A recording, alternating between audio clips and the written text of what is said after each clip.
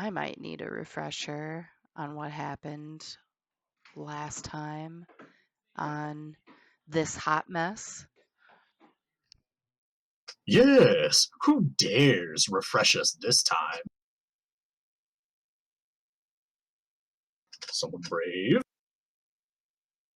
and handsome. Sounds like I'm me. out. Ooh, there we go. Okay. So, this is still the 3rd of January. Okay, let's see. Last session, I believe, started with the kobolds outside? Yes. Correct. All right, so we heard footsteps and footfalls closing in from outside. Nadja and Phoebe, or Madam Black, had barricaded the doors. Turns out it was kobolds speaking in Draconic about finding things quickly and reporting back about the powerful people who did this. Quote: "We didn't like that and decided to intervene and dispatched 4 of the 6 of them, knocked one out, but one got away and then stumbled back cross-eyed for some reason and subsequently got tied up. It was acting all weird, then reverted to screaming and resisting again. Then it got noticeably cold again. Odd. We intimidated one into keeping quiet, hopefully, and learning a few things from him. Dmitriev the Jaw is the leader of the Gator Boys, with which the kobolds belong to. We learned more about Redoran's haunt. It's like rabies in sentient creatures, but nobody's sure how it spreads. The Night Riders hold the Upper West Side, mostly nocturnal races, like Drow and Duergar, like we've encountered so far. Then that kobold also pointed out Agrafena's Labyrinth and says that the curse is real and dangerous. No real treasure, though, just objects of value to whomever is afflicted. But there's rumors going around about Mad Maddie, that she had built Djozerstan and the whole underside of the city is her maze. That she was in Alfaxmos, planted by the Kaiser to bring the city down from the inside. But we did learn that she is the only Labyrinth curse afflicted person that travels and has the biggest maze, and there's lots of intimidating rumors about her. So in the evening, we decided to stake out in front of her labyrinth and found a 4-story tenement house to hole up in and rest ahead of taking on the maze.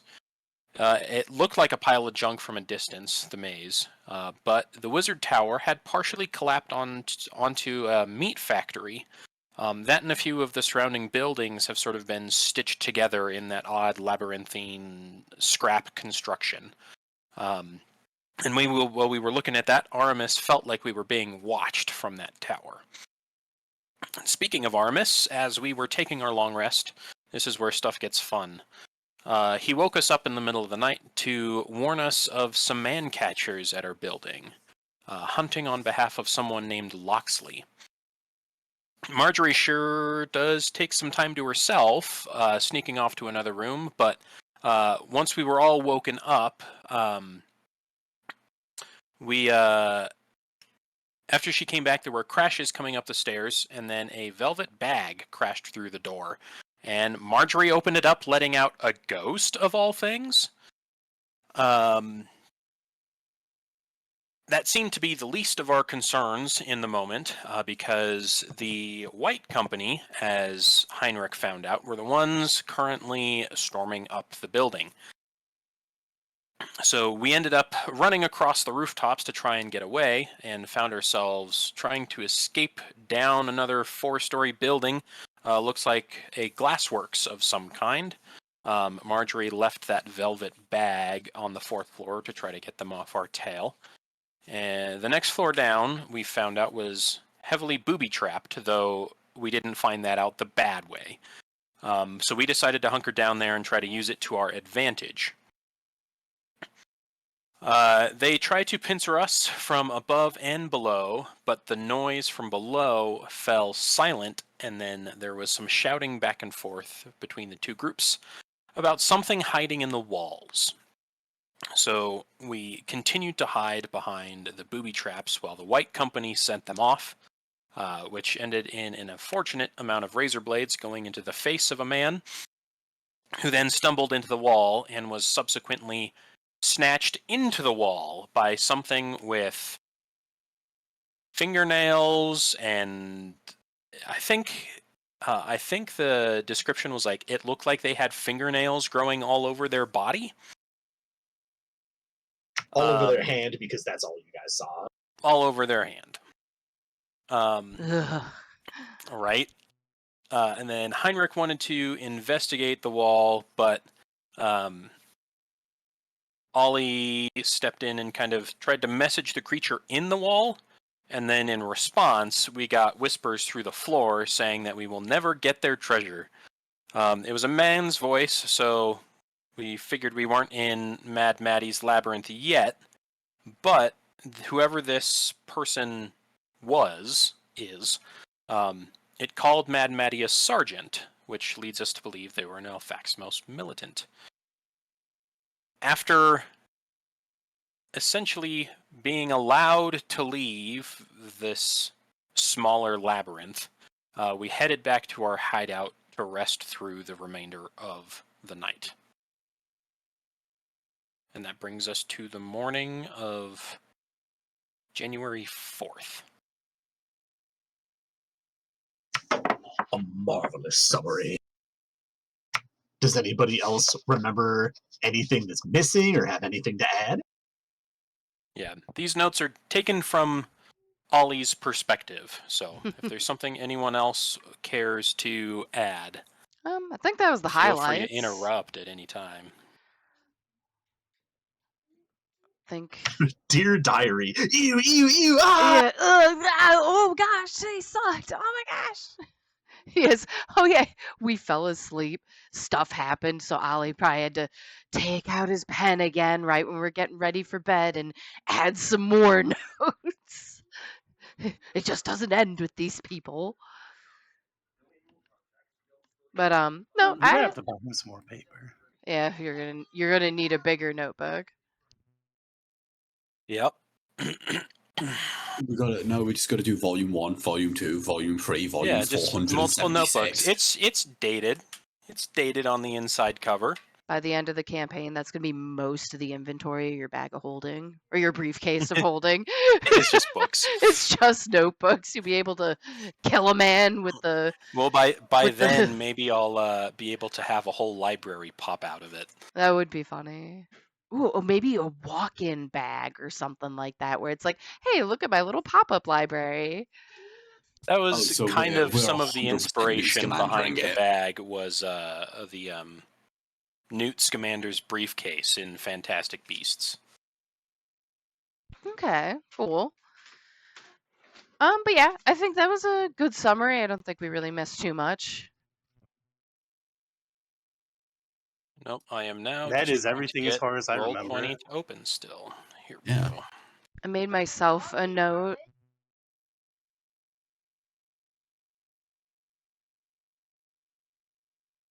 I was going to mess with Marjorie. Probably gets up kind of early because she already like slept half the night, and she was gonna mess with the orb before everyone woke up. Because I think we're just back in another nearby apartment, also in an upper story room. So she would just like retreat to a different room to do that.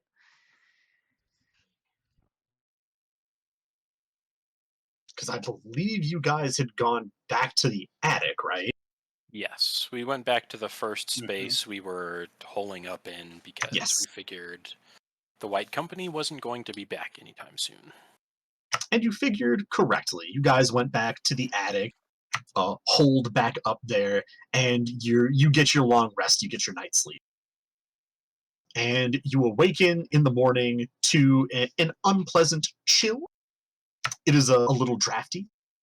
when you pull back the various rags and tarps on the holes and windows, you notice that there is a menacing fog and mist kind of swirling around the area, and you can only really see the silhouettes of the buildings around you. It's kind of a gray day outside. Yeah, Marjorie would I have had time to mess with the orb, or I'm gonna just have to say that for later. Oh yeah, messing with the orb. Mhm. Yeah, 'cause the rest hit of me. all that stuff before sleep. Yeah, hit me with either an Arcana check or a Tools check. What? All I have thieves. Yeah, what kind of tools do you have? I have thieves, and because I'm not proficient in Arcana, so yeah, I just have thieves and weavers. I'm so used to you guys having 20 sets of tools. No, that's me this time. Yeah, that was also mostly me last time. If you want, you study this orb, and it's very ominous, and it makes you feel bad. And the magical means of trying to understand it are kind of beyond you at this point. You're not very familiar with it, so you can make an investigation or an insight.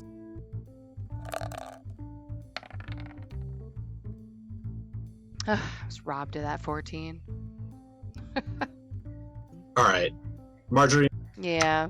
this is going to count as a project for you. Okay, I figured. Did you already write down the mysterious evil orb project? Like, do you have something like that? It's in my inventory like that, I think. Here, let me All right, triple check. you're gonna be running a project now. I'm gonna give you that percentage thing that I love to do. Sure. So while you're chilling out and getting ready to go to sleep, you whip out the orb and you start to study it, and you kind of absent-mindedly meditate on it for an extended period of time. I ponder the orb. Indeed, you ponder your orb, and your mind wanders, and it takes you a while to notice that it is wandering to very dark places. Not necessarily dark as in obvious. You don't dream of murder or anything like that.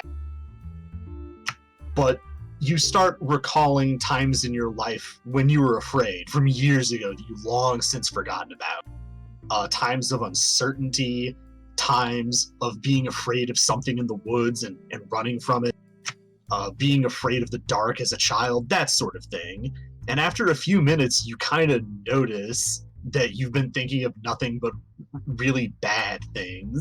And when you're almost asleep, you kind of jerk awake, fully awake, reset your mind, get your mind right, and put the orb away. For the project on understanding the orb, put yourself at 5%. How unpleasant. She probably, I assume, because the 5%, she probably didn't do that too long and is back in the room just kind of sitting on the edge of whatever she slept on, staring like out a window. Correct. And you also know that there's definitely something to this orb, something hidden that nobody knows about yet. Whether it's a power or information, you are uncertain, but you figure that if you keep doing this, you'll find out. All right. We'll see. And of course, when you all awaken and get up, you hear the sounds of the city, like the hum of people and factories and whistles calling people to work on the other side of the tracks. And up here, you just hear kind of an ominous silence. Very distant noises, yips and yelps, perhaps clatters or crashes in the distance very intermittently. Once Madam Black is awake, I claim the chair's legs. That's right. And so you do. I totally forgot. You get He said four. it was good wood. That's super hilarious because I thought you were going to forget and I'd have to remind you. Silly me. You get 4 high quality blanks for wands. Nice. If and when you are skilled enough, you can make +1 wands out of these. Oh. Now it's So a you floor might as well- chair. Yeah, you might as well just make them like +1 wand blank. Excellent. Many years ago, decades ago, this used to be a very fancy chair, and now it's just kind of worn. You figure once you sand it off, there's some good wood under there. This is going to be a really long campaign if I have to restrain myself from making wood collecting jokes every session. I mean, it's going to be a long campaign anyways. Just look at us. Right? Yeah. True, but if you keep collecting all that wood, You're gonna have to eventually, you know it. I will resist as long as I'm able. So this This is- session, this is- gotcha. This is why I need to eventually play a bard so that I can just make these jokes in character. Marjorie's too 1,000 yards starey to. She had a rough morning, so she's Oh yeah, is Marcus around? Is he just kind of hovering over my shoulder? He is. You notice? Ooh, actually, hold on. She's rubbing I'm her getting ahead of hands myself. together. Yeah, she's rubbing her hands together while he's just kind of chilling there. Okay, so usually Marcus is a Casper ghost. He's like a torso with a little poof underneath. He only really has legs when he sits still for a long period of time. And Marcus is on the floor beside your bed with his ghostly leg like up on a little box or whatever, and his mouth is open and he's like totally catching flies. Like he is unabashedly asleep. And his glow is quite faint. Oh, he's looking more corporeal. Correct. She'd glance over and notice, and also that he's sleeping at all. She looks a little bewildered at this, and then she will try to ignore him a little bit after observing that. Go back to looking out the window. Desperately tries to ignore him. You are successful in ignoring the sleeping ghost. We all still see him, right? You all do, yes.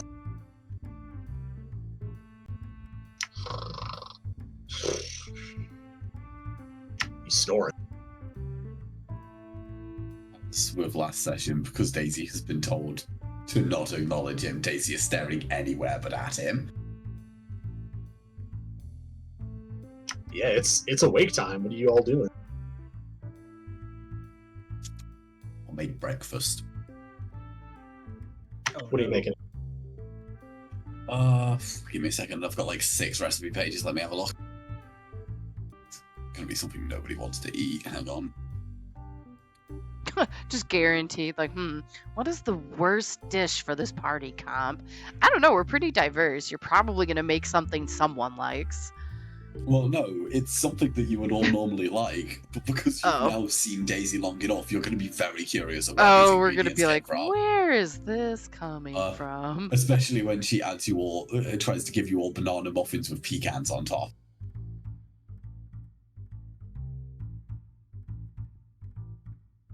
Heinrich is hungry. He doesn't care where it came from. All right, muffins. Modest takes some. For this morning at least, she would just hold it and not eat it. Madam Black is disgusted. You're all mad. Lord only knows what's in those things. They look really good. Yeah, I got a little picture of these muffins.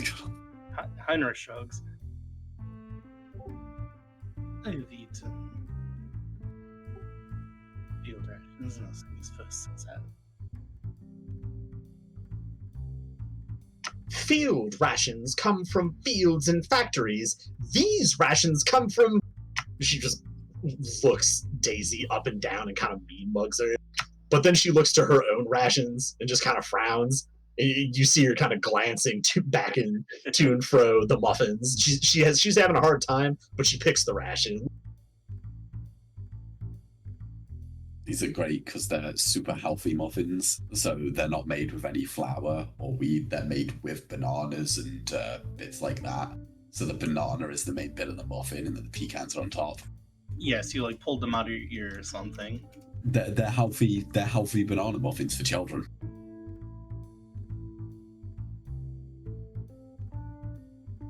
Nadia is in a similar boat. She kind of looks over towards Modeste, who is just putting these muffins away.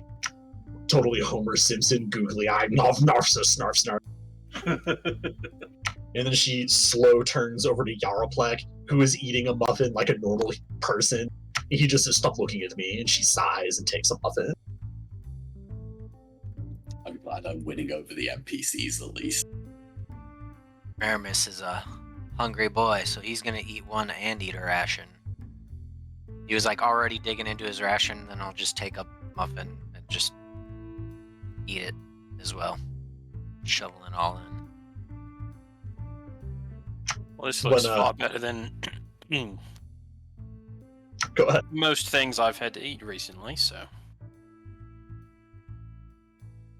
Cheers.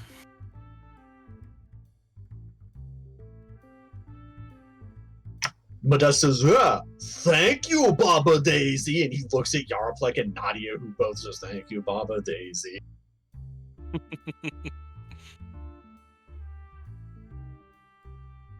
I can't understand them, but people are eating my muffins, so I'm happy. Marjorie just looks out the window with the muffin in her hand. She doesn't need it right now. Too busy thinking. Pondering orbs. Well, the orb is not in her hands. It's back in the pocket. She's just holding the muffin. Pondering muffin. What is muffin? Why is muffin? But nobody ever asks, how is muffin? What? People ask how the muffin is all the time. When was the last time you asked? The last time I ate one. Yeah, I don't think so. You strike me as a very self-centered muffin lover. Well, I mean, you gotta ask how it is. I mean, not asking the muffin directly, you just ask someone else that had one too. You know, how are the muffins? Well, I talk to my muffins. They're like flowers. The more you talk to them, the better they get, the stronger they get. I was about to say, I don't think that logic works on muffins. Yeah, I don't see that one. You've pulverized the living things already. See, that's why your muffins are all weak and whack. Mm, My muffins are powerful. okay, well, you're making muffins tomorrow. I water them every day. Oh, no, not that way. Ugh. They're a little green, but they're still good.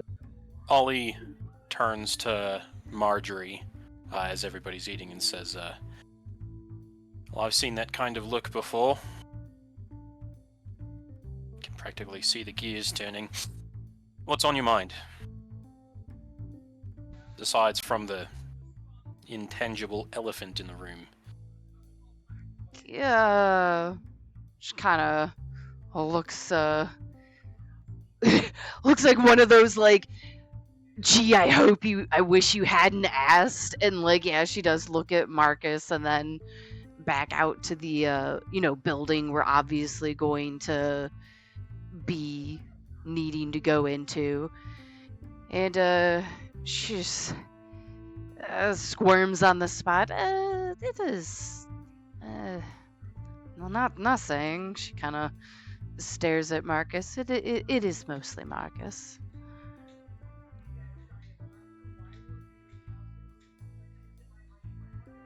I have been trying to rationalize his existence the whole time, and now everyone can see him.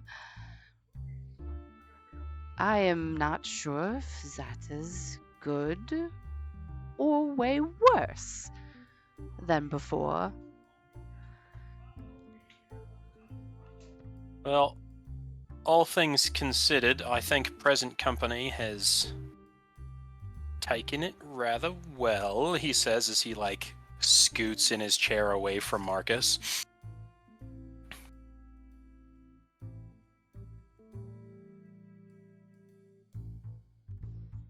Marcus snores. Yeah, she'll sit up a little straighter. She was drooping before. Yes, everyone has handled it very well. I mean, It's it's not like appreciated. it's not like the undead aren't unheard of. I mean, I'm sure you all read the papers like I did about everything that was going out on the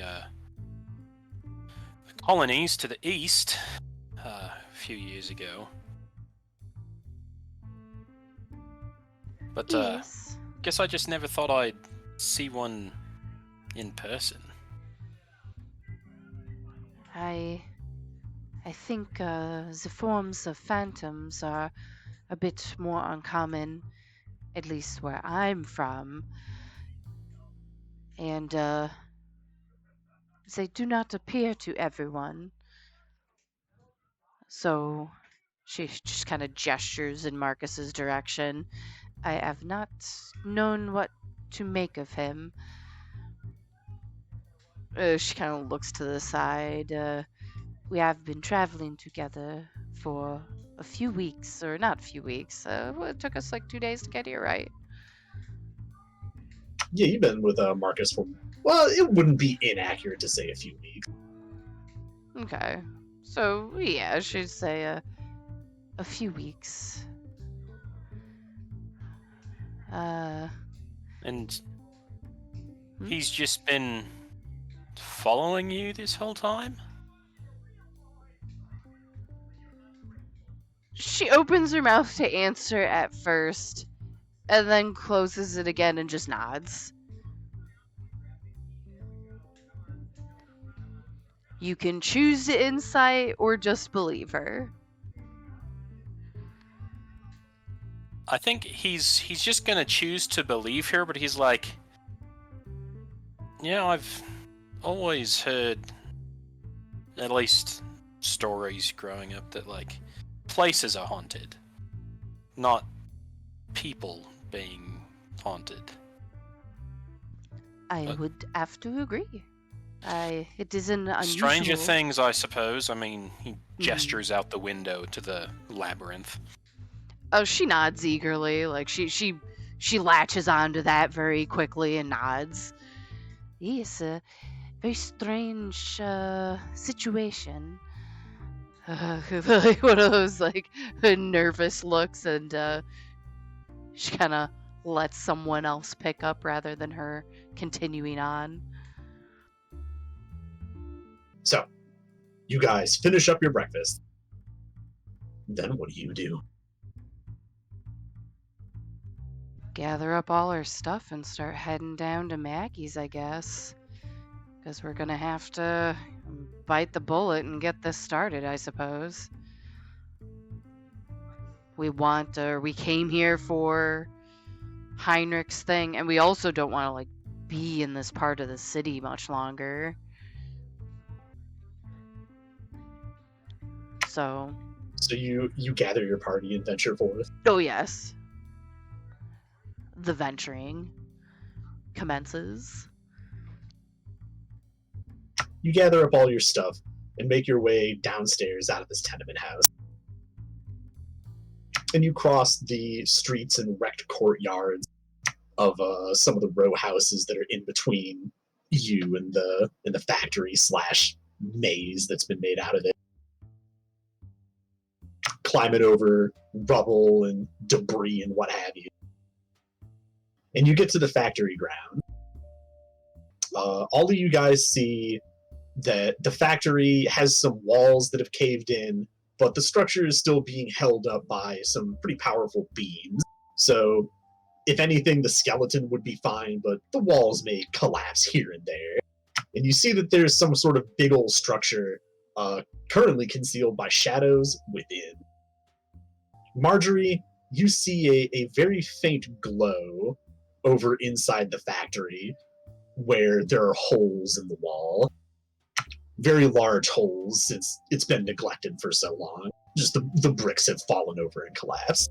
And you see that the glow moves around a little bit. Oh, am I getting vibes? Vibs? Ominous vibs? A little bit. Oh yeah, because I would look at Marcus. Is the glow similar? Well, I mean, I know he's glowing less now, but Well, once you leave, Marcus awakens and accompanies you out of sight. He kind of sinks beneath the floor, and you don't really see him until oh, he okay, decides okay, something relevant comes up. right, okay. So like, but is it reminding me of Oh yeah, phantoms? it do. She kind of let's see who would be next to her probably. She'll step up closer to a person next to her and be like, I do not think last night was the last time we will see the undead. They must inhabit the labyrinth. Defenders, perhaps. More likely the explorers that have gone missing. We heard that many came to look for treasure and never made it back. Then let's hope we do not fall this fate as well. Well, we've made it this far, haven't we? Undead, man catchers, a different form of undead, crazy things in the wall. I have no doubts that it will only get weirder from here. Only one way to find out. So on you go. You guys make your way across the courtyard, stepping over various errant bricks and slabs of wood and occasional bones here and there. And when you get inside the factory proper, it's filled with meat hooks and conveyor belts and burnt out boilers that very clearly no longer function. Tons of tables and trays, rusted out tools, knives for butchering. And in the portion where the wizard tower has kind of slumped over and broken through, you guys see what looks like a face, made out of various pieces of junk and debris that's been hammered and nailed and boarded and glued together. It looks like a mustached face with a pointy nose and some kind of military-looking helmet or bowl cut with a big old spike on it and feathers on the side. And it is surrounded by a bunch of candles. A few of them are still burning, but most of them have burned out. Hundreds of candles, maybe even thousands. All dripping with wax. And Marjorie, you see in the corner, off to the right, you see the figure of an armored individual. It looks like a woman, kind of rubbing her temples and leaning up against the wall. She looks like an older orc woman. She's got the TVs. She's wearing heavy armor and some sort of tattered cape or cloak. And she's looking kind of confused, like our peacock lady friend was. She's looking at all of you guys and just shaking her head and rubbing her temples.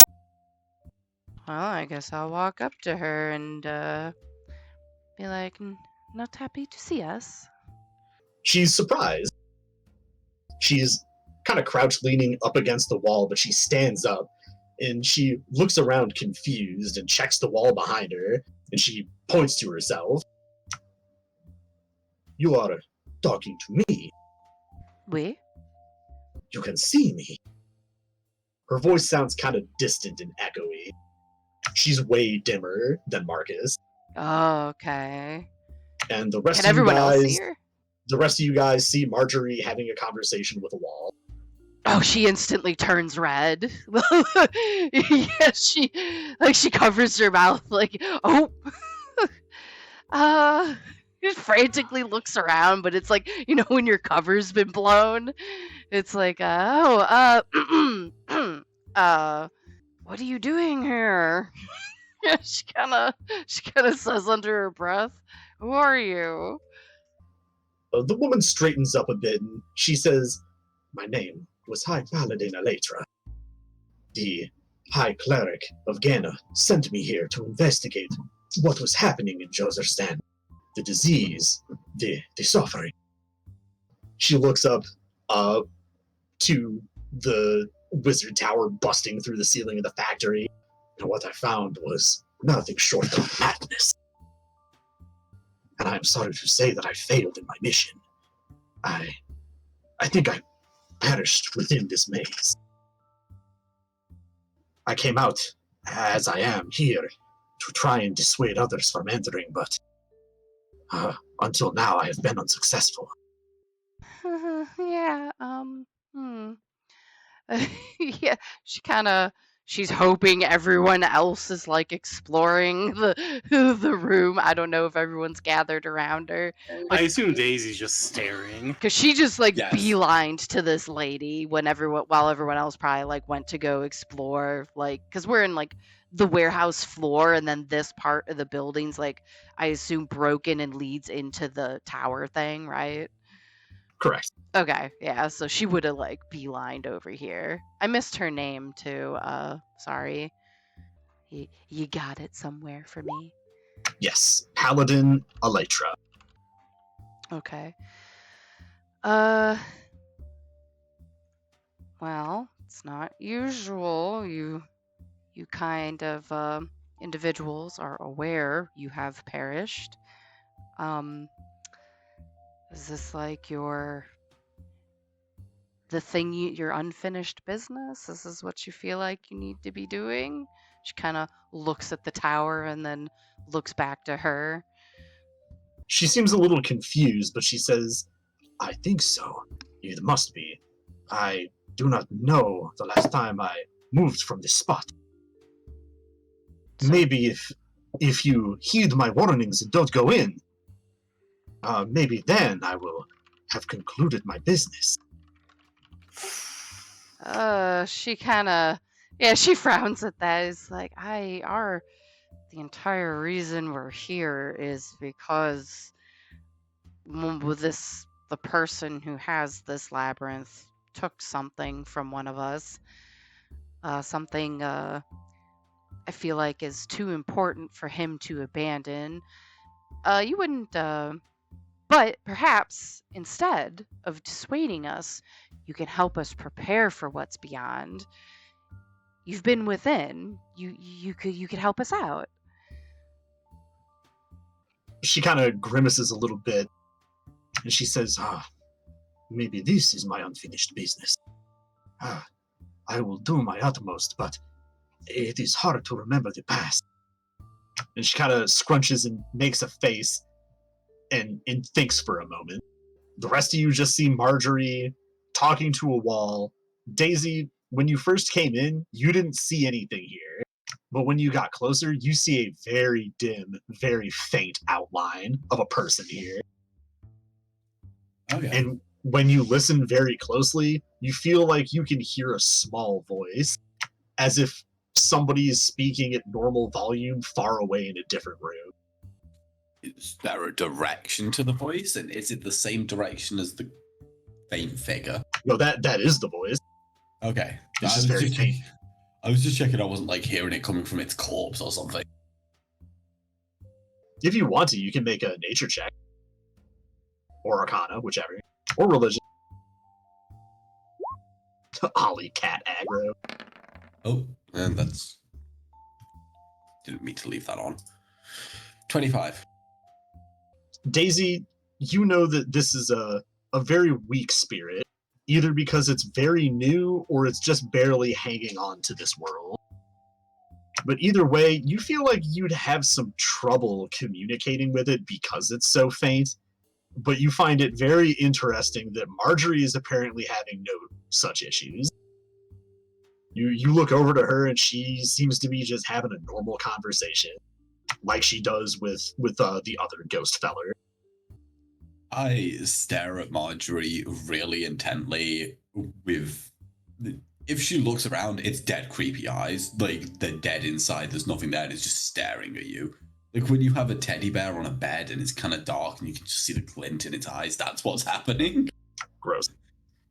That's unfortunate. Daisy's gonna stare at Marjorie and just think real Well, hard. because when she's waiting for Paladin Eletria to like collect her thoughts. Like she's pretending she's just kind of admiring the room or like, gathering information just kind of where she is. She's trying her best to recover the whole subtlety of the situation.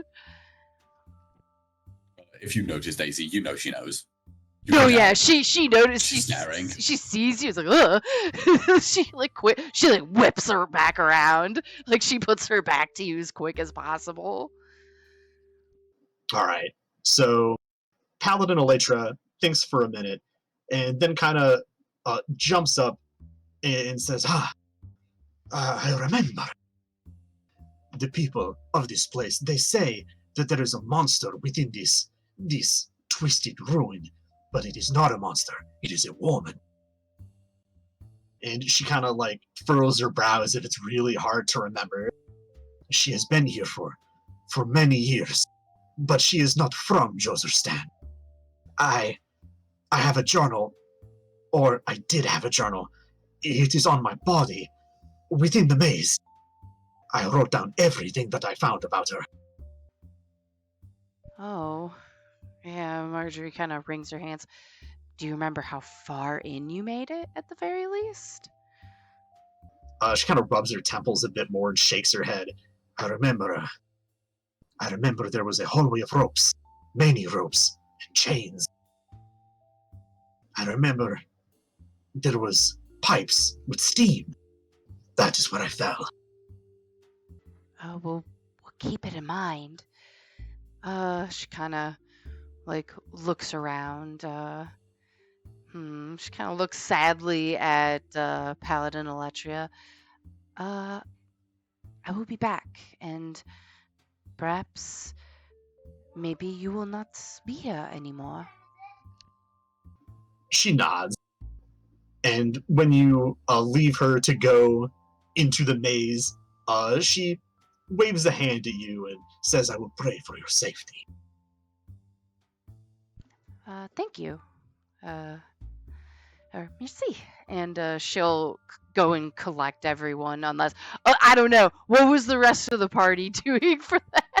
Did you guys just awkwardly gather around her? Or doing other things? I mean, Heiner could be looking around the general area. Ollie's passive is crap, so fortunately for you, he probably didn't notice what was going on. I did spend the entire time staring at you creepily from a dark corner. Ollie's probably been inspecting the face in the wall. Yeah. Probably checking it for arcane traps, maybe while Heinrich checks for mechanical traps. What kind of wax is it? Candle wax. Many, many candles have burned and melted here over however long it's been. What about Aramis? You just hanging out? Yeah, he'd probably be trying to keep his ears open, make sure they're not getting snuck up on. So he's just kind of on the listen for any other voices, footsteps, anything that might be approaching. Yeah, you do that, and you keep an eye on the outside, and while it is very creepy outside, it's very still. You are positive that you're not being snuck up on. But, do me a favor. Make me either a perception or an investigation. 21. Yo! Alright. So, you've been keeping watch, and you don't see anything, but you've got a feeling. You got a feeling, Aramis. And from your training, you recognize that feeling as sort of a gut feeling like you're being watched. It's one of those, it's quiet, too quiet moments. He will not say anything just yet. That being said, you do feel pretty confident that you guys are safe for now. Noted. So, Daisy, you are accompanying Marjorie in her conversation with the ghost.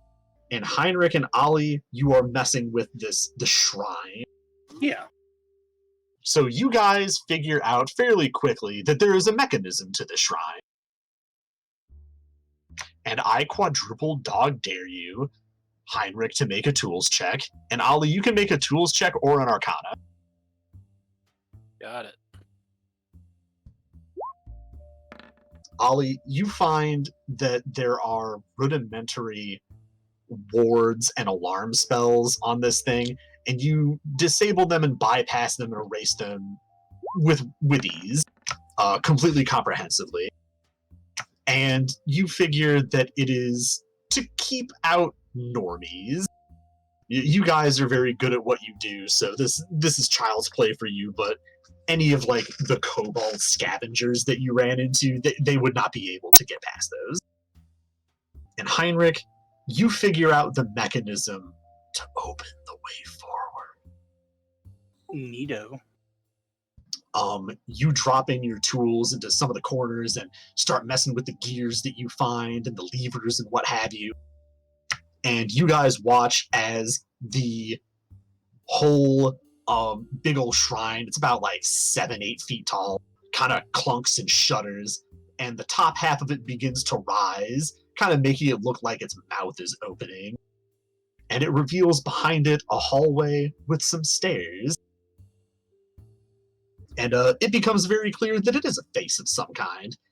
And Heinrich, by this point, it has hit you. You know what kind of face this is. It looks a great deal like the masks that the Hussars wear back in the Alfaxmos Imperium. The helmet is easily the most recognizable part of it. Okay, yeah, that tracks what we figured out so far. Do you let everybody else know that, or is that a? Oh yeah. Is it an inside or an outside thought? No, I let y'all know that. You know, I'm pretty sure that's what that is. Would be almost impossibly coincidental if it is actually anything else. Is that My- HASSAR? Yeah. HU. Oh, HU. Oh, you're right. Yeah. Hussur. Huss. Ah, okay. Like of Huss. Got it. Yeah. I mean, Marjorie points out that it tracks what we found out about Maddie already. Then, so she's leaving tons of clues about where she's from. So, oh boy. Most likely part of the illness. Yeah, but I guess oh, now that we're finally gathered and she notices that people weren't necessarily paying attention. Obviously, we are to expect traps. We had a nice taste yesterday of the other man, who unfortunately perished. She kind of tries to think of a way to like broach the topic, but then she kind of sighs, and we should keep a lookout for other victims. Perhaps they have clues for what else is within the maze. I fear that finding them will most likely be where they where they died. It may not be safe or possible to investigate the bodies. No, but at the very least, seeing a dead body will let us know to expect a trap. This is true. And then we would very cautiously go in.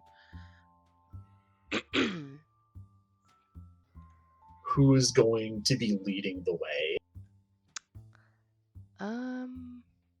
Oh, I- whoever's the most perceptive. Yeah, I have a pretty decent perception, so It could be me, but I can't communicate with anyone. Just Well, I who haven't is- given anyone a token. oh, yet, you haven't so- given anyone a token today. No. I can Who- communicate with you. Yeah.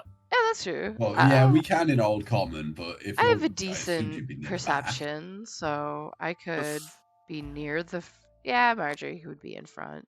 She's the adventurous soul here, so she'll. Before we. Sorry, Go continue. no, go ahead. I was She's interrupting. I more or thought you less were on the done. tail end. I don't Yeah, want I was. Yeah. Okay, So cool. good. Ollie speaks up as people are like getting ready to step in. He like puts the finger up and says, before we head in, perhaps we should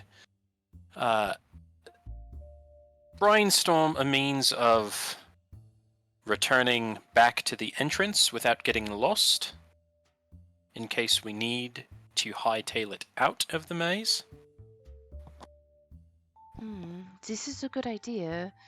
Marjorie pulls a lipstick out of her pocket. I was just planning to Marksy way. Not a half bad idea. It's a pretty big maze. How much lipstick do you have? Oh, I suppose we can switch mediums.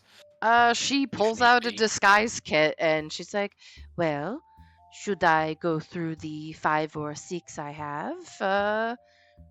Point taken. Yeah, she starts pulling out like different shades. She's like, well, I suppose the darker colors would not work on the walls. She kind of contemplates that for a second, but then she puts the rest away. She has a very bright red one out right now. Madam Black helps you out. She says, Madam Celestine, allow me to contribute to your cause. And she gives you a couple sticks of her own lipstick. Ah, excellent. Merci. She then turns to Nadia. Perhaps you would also like to donate. And Nadia just stares at her. You're serious? You think I have lipstick? Marjorie chuckles a little nervously. Like, it is all right. We have plenty. Do not worry. Yeah, Madam Black rolls her eyes, and Nadia's just like, why do you have 2 lipsticks? And I didn't give her all of them, darling. She like gives her the mean mug. Like, what a ridiculous question. And Marjorie did just announce she has like at least 6. See, now I'm just imagining Madam Black just has like a bandolier of shades of lipstick. Oh, she's always pretty We well put probably together. both Like, she's got the makeup on. Oh yeah, Marjorie has redone all her own makeup too. Actually, she probably wouldn't have even taken off what she had, so she tidied up whatever because we didn't have like a bathroom or anything. So Yep. She just tidies up the makeup. Carefully only slept on her back. Nothing a little prestidigitate can't clean Exactly. things up. Exactly. Tidy things up. But yeah, so I have. Oh, which, speaking of, after breakfast, if anyone was paying attention, Ollie would have put the tip of his wand in his open mouth and prestidigitated. Brushed your teeth Marvelous. with it. I mean, we are able to just abuse the heck out of the magic. Exactly. But Modeste sighs. I wish I could help out as well, Marjorie, but all I brought with me is my cleanser, conditioner, and shampoo. That is all right. It is appreciated. She smiles at him. I have plenty, at least, because she'll keep blacks on hand and then use her red one first. Oh, and eyeshadow. And a couple of basic skin tones, for touch-up. Okay. Shaving cream. He just lists all the stuff he has in his bag. In an emergency, should we get separated, you are also armed to find your way. Fingernail polisher, toenail polisher, tweezers. Well, let's go. Nadia is disgusted. Of course she is. So Marjorie, you're leading the way. Yep. I need you to hit me with either 3 investigations or perceptions. Can I have advantage because Marcus is helping me and he can't trigger traps, I assume? We're hoping he can't. At least not physical ones. Yeah, perhaps not physical ones. Not sure. He can help you for one of them. Oh, for one. Okay, so I'll just roll them and then can I roll them and then decide which one he helps me with? Yes. Okay, so here's one. Okay. Things are Oh going. my god. Might need help with that one. Oh, it's gonna be that one. I'll re-roll the 9. Here's where I get the 1. Right. Oh my god! Me! What's It's our always marching me! order? Who's following? Every time you have to do a chain of rolls, it just gets lower and lower and lower. Every time. Aramis will take up the rear. He's keeping an ear out for whatever it was that was triggering his gut feeling. All right. Ollie is content to stay smack dab in the middle of everyone. Days will Aramis- go behind Ollie. Aramis, hit me with another perception. He's got his Righty. briefcase strapped up on a shoulder strap, so his hands are free. Only an 11 this time. That's fine. You guys enter the mouth of this weird-looking shrine statue and go forth. Marjorie is leading the way, and her pet ghost is nearby, and whenever you get a funny feeling, Marjorie, or you want something to be scouted, you send him forward. And you can tell that Marcus does his best, but he's not very perceptive himself. You kind of remember that he is just really a dopey peasant. She sighs. But he does his utmost. I wonder. Do you think, she says to who's over my shoulder? Is it Heinrich? I forgot who was immediately behind me. Probably Heinrich. Okay, to Heinrich. She mutters to Heinrich, I wonder, do you think, can you teach an old ghost new tricks? I don't see why not. Unless ghosts are incapable of acquiring new knowledge. That is the thing. I am not sure if they can learn. Most of them have a hard time remembering.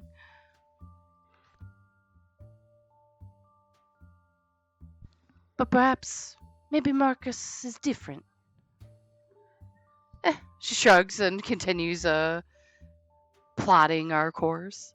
Well, y'all can see him. Okay. You guys enter this winding, spiraling little maze of madness, and you navigate pretty well. You use the lipstick to mark your way, and you avoid going in circles for sure. When you guys are making your way through these weird, plywood makeshift tubes, occasionally supplemented by, metal bits that look like giant pipes, wire cages, kind of bent out of shape to make a walking path. Whenever you look back to check on the party, you notice that everybody's, keeping an eye out, but Aramis is very focused behind you guys. He's got an eyebrow raised. He's really paying attention to what's behind it. And eventually, you guys, after an hour or so of just going through the remains of this factory and tower, it's clear that you've gone up slightly. You've gone up and down, but you figure you're at a higher point than when you started. You are surprised to see Marcus pop out of the floor. Just Marjorie, I found something. What is it? There is a big room ahead, and there's a bunch of cans on the floor. And there are tons of knives in the wall. It sounds like traps. We'll have to be careful in this next room. She'll warn the rest of the party. So Marcus leads you down the path, leading to what ends up being a wide open area that looks like it's made out of a ton of brickwork. It is a big square room, easily a couple 100 feet across. Bricks on all the walls. The ceiling seems to be made out of like half bricks, half busted timbers. It looks like a total mess. The floor looks really weird and shiny at first. It looks like metal cobblestones, but when you guys look closer, you realize that it's a bunch of open tin cans. Like a bunch of tin cans placed next to each other, the entire floor of the room. They're all at various stages of decay. Some of them are rusty, some of them are shiny, but they all have their lids opened but still attached loosely. Well, that's not concerning at all. Perhaps a noise trap to alert her of intruders? Guess I sort of look around. Is this to try and force us to funnel us in a particular direction? Marcus points to the end of the room. He says, look, it's the only way it goes forward, I think. Everything else was just leading up to this. There's a stairway on the other side. Well, with Marcus telling us about the knives in the wall, I'd wager a guess that somewhere in these tin cans are pressure plates. Do I get the impression we can walk on top of the tin cans? Well, since they're all compressed together, like it's making up the entire floor. But then the lids are a little, like, are they sticking up or are they just, like, on top of it? They're all sticking up. Yeah, that kind of makes me think we're not really meant to walk across it. Because, like, then we would, like, easily disturb it and, like, cause, like, an avalanche or a chain reaction or something. Are there, like, things to climb on the walls of the ceiling? The ceiling has a lot of, like, timbers and boards sticking out of it. It looks like some of it's been lashed together with ropes, so there's like a little bit of rope sticking out. It doesn't look like it's meant to be climbed on. And you can see that the brickwork is very shoddy and haphazard. There's tons of holes in it. That's where the knives are, held in place by springs. She turned to Marcus. So, if we were on the ceiling with these beams, would the knives still be able to hit us, or are they even with the beams or above them? He kind of scratches his head and he says, I think so. I think it would, if you could walk on the ceiling, you'd probably be safe, I guess. She kind of looks up, like kind of wondering if that's the best way. 'Cause she's not really sure how we're meant to walk on the cans. Did you say the can lids are like straight up, like they're open but just attached, or are they? No, they're not straight up. They're just like ever so slightly up, like we can tell the can is open, but you could step on it and have the lid of the can be there. Right, it would be pushed down. Okay. Now I think almost like a pressure plate. Yeah, I think so. If we could walk somewhere across among these cans, possible to tell which ones without checking all of them. And who knows if opening them would set it off, or if it's only stepping on them. Marcus, would you be a dear and mark where the knives are? And she will hand him her lipstick.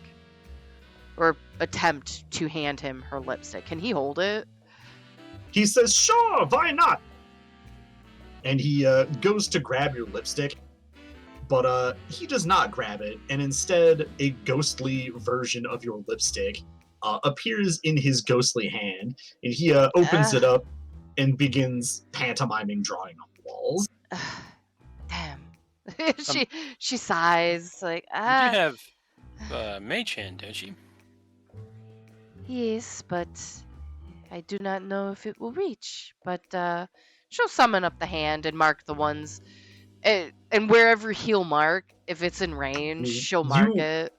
you watch him starting at the closest wall, because it's a square room, so you can kind of stand on the little platform that leads down into the cans and kind of lean over and see the wall directly to your right and left. And he Mm-hmm. starts on the left, and at about face height, he goes, "Here's one," and he moves down a couple inches. Here's another, and down a couple inches, and another, and another. Yeah, there's one here. Oh, there's two of them right here. It's this one, this one, this one, this one. There's a lot of them. Okay. Yeah, she'll. How long is this room? Because I think Mage Hand's only 60 feet. It's a little over 100 feet long. Okay, so yeah, she's like, I will have to mark as we go. I cannot reach any further. Here's a really, really lame idea. We don't stand in the room, but you have your mage hand just press each can lid in, and you're essentially just popping the floor like bubble wrap every can. Oh yeah, just trigger the trap first. Yeah. But what Or if at it least just at keeps least going? making Like, a path. well, Marjorie brings up like, well, what if they keep going? Like the washing machine one, the one you got stuck in. Oh, like it just keeps going back and forth across the walls? It'd be She nods. impressive. Yeah, well, I mean, she gestures to the everything around us. I am very concerned about all of this. So I do not think it is entirely outside the realm of possibilities. I am only saying we could trigger one and see if it continues or if it is a one-time thing, but then we are stuck with the active trap. She's not against the idea, but she just brings up the first trap she made kept going. So are the knife things gonna keep going? And It stands to reason that this is a room full of knives / darts. That there are pressure plates on the floor that release bad things in your direction, like the entire length of this room. Well, we're just trying to figure out, like, will the knives keep swinging? Like how the washer machine kept running? They're just on... Marcus just said they're spring-loaded, so it's like they shoot out and then they're done. Okay. It would seem so, yeah. Alright. So then, okay, we're not too worried about it. You guys want us to just go across and the mage hand just triggers everything Marcus marks? That felt redundant. Just start popping stuff in a path with the mage hand so that we can walk on the cans without setting the trap off again. Okay. Right, seems like the least threatening way to do this. All right, Marjorie, did you want to do the mage hand? Yes. Marjorie, you summon your mage hand, and you have it basically pat down the cans like in front of you. You pat down all of their little lids and stuff, and it makes a mild clanging noise as you do this. You guys hear the shuffling of metal and the clattering of the cans against each other, and you put it down right in front of you, Marjorie, and instantly knives start shooting out. And you keep the mage hand in front of you and keep patting, and you pat a little path. And as long as you guys go along this path, as far as you know, you won't trigger any more of the traps, because they're already triggered. And the knives fly past the mage hand and just clatter on top of more of the cans, occasionally causing another knife to be ejected in the direction of wherever that other knife landed. Alright. Follow the mage hand. Yeah. Daisy, what is your passive perception again? 18. I think Marjorie had a 16. Yes, you are correct. Those are the highest. I believe so. Oh yeah, big time. We got them good eyes. So you guys get maybe a third of the way through. You get about 30 feet in, just meticulously, 30, 40, 50 feet, thereabout. And you're meticulously patting down the pressure plates with the mage hand. And Daisy, you get an inkling that something is not right. Beyond the noise of the clattering, you kind of hear a shuffling, a very light shuffling above your head. And when you look up, you can see that on the ceiling, very slowly making their way, converging on the party, are some very big spiders. See, I don't like this, because the one thing you're never meant to do in a horror film is look up when you hear shuffling.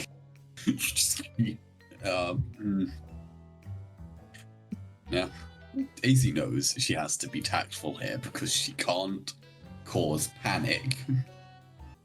She also can't become a horse. That would greatly complicate the situation, yes. So, don't cause panic and don't become a horse.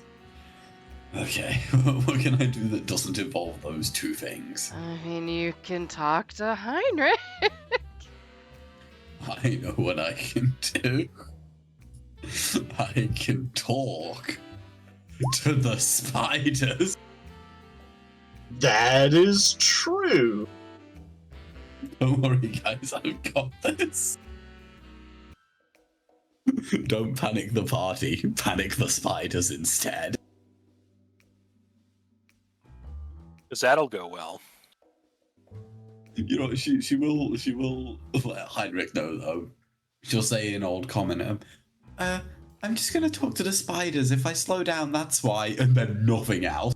Wait, the what? They're just wide-eyed, so what? You don't get a response, she's busy, she's talking to the spiders now. And you just hear, like, little spider chittering coming out of Daisy's mouth now. Yeah, what are we saying to these spiders, Daisy? Hi, are you guys okay up there? We are well, little insect. I'm an insect. Wait, are What? you insects? I thought you were arachnids. I do not know this word. All that I know is that you are caught in our proverbial web, soon to be sucked dry. By me and my sisters. Say hello, sisters. Hello, hello, hello. Why is your web made of cans and knives? For it was a web constructed by someone else. Yes. Not an insect, to be certain. Did she put you here? We remain here because it is a reliable source of protein from insects like you. I'm not made of protein, I'm made of plants. You will excuse me if I do not believe you. His sisters say, what a foolish lie, a foolish lie. I smell the blood within her. I don't think it's good blood. Not anymore. It might have been, but it's not now. You will have to excuse us, little insect, but we shall be the judge of that. I like blood. We know, sister. We know. Whereabouts do you guys normally pounce? Usually about the 1/3 waypoint. About where you are now. Oh, okay. I must admit, however, we have not been discovered previously, nor have we been conversed with either. Indeed, this is a disturbing development, brother. Indeed, sister. Well, in all fairness, I am a Kachina, so you probably should have been more careful not to let one of us in here. The spiders have been like slowly getting into position this entire time, but now they stop. Kachina? Impossible, brother. None have been seen for eons. Indeed, sister. This insect lies. You're right, I was asleep for a while, but now I'm not. How would I be able to talk to you so easily otherwise? Not many other people can do that, even most druids. This is true, sisters. Perhaps so, but then again, most insects can speak to us in one way or another. That is true, sister. This is a most clever and devious insect. Nevertheless, perhaps We may spare you, strange, lying insect, but your compatriots, no. I'm afraid they must be drained of their fluids as well. That's unfortunate. But you know, a really nice thing is, you guys like to drain people for blood. But so do I. And Daisy's then going to tell Heinrich to alert the party that we're about to be ambushed by spiders.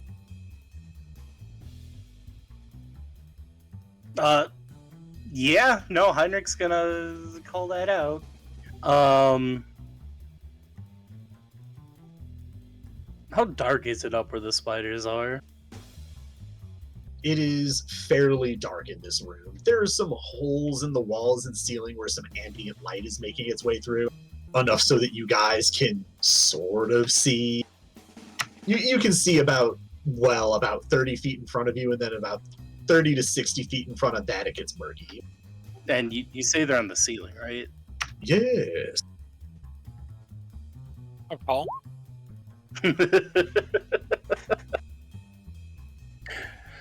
So Heinrich calls out that there's spiders on the ceiling and throws a fairy fire up there. Instantly throws glitter in their direction. Yup.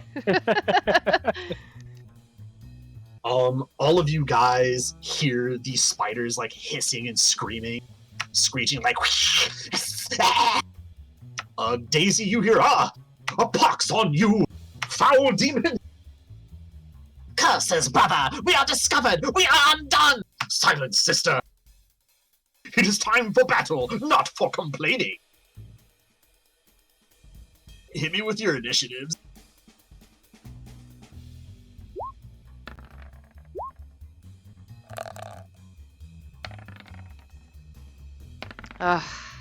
I like. Okay, I'm not gonna complain about the nat 20. I just really could have used that for like physical damage, navigating damage. Yep. Daisy rolled a 5 because she's now found dinner and is quite happy. So Aramis, Marge, and Heinrich, you guys go first. Then it will be the spiders, and then Ollie and Daisy. Sounds good to me. So Aramis, Marjorie, and Heinrich. Make him stand on cans. Well, I assume can't really force them to move quite yet. I assume they're within ranged attack limits. Oh yeah, they're basically right above you. If and when they drop, they will drop in amongst you. Oh, okay. And how many are there? 3? There are 4. Ooh, 4. Ooh, okay. Well, I'm gonna have Marcus go for. He's just gonna mark the one I attack. I won't get too picky because I doubt we can really differentiate between them. Just black spiders, I assume. There's 2 glowing ones other than Oh, okay. I'll go for a glowing one then. Yeah, Marcus will mark one of the glowing fellas. Yeah, 2 of them are sparkly. Okay. And then what do I want to do? Because I don't think I can apply the psychic knives to range damage, can I? Oh, it's with a weapon attack. But I'd want to only throw the not good knife because I might not get the other one back.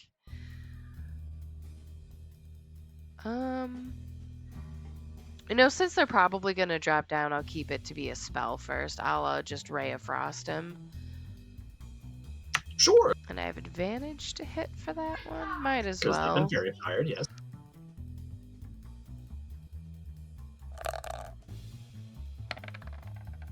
Oh, so close. Yes, that hits.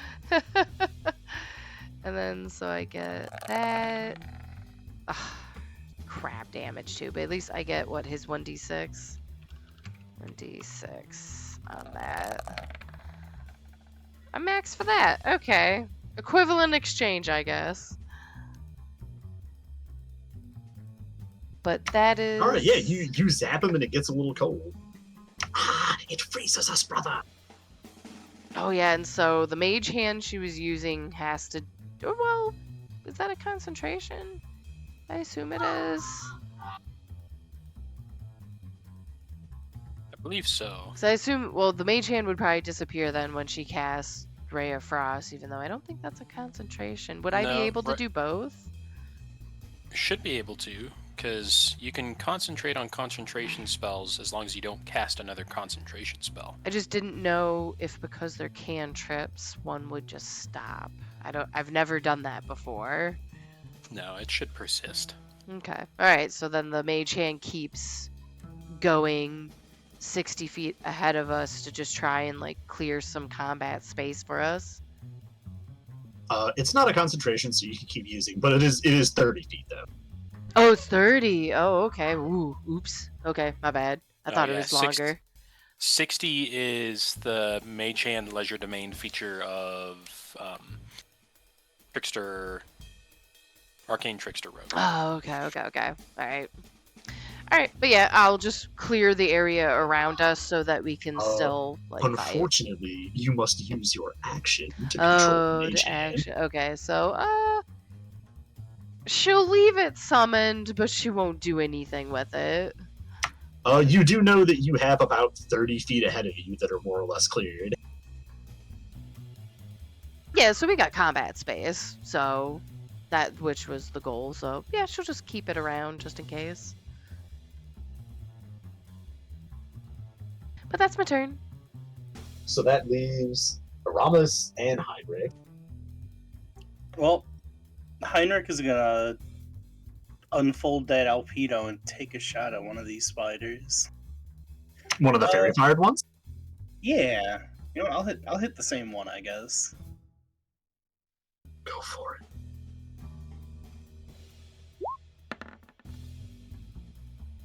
Go ahead.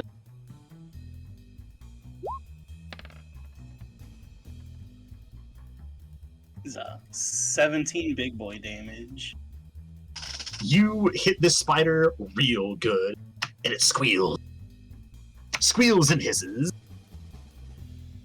And you can tell that it is seriously injured. Its legs are twitching, it's barely hanging on to the ceiling. Daisy, you hear it. Ah! Brother!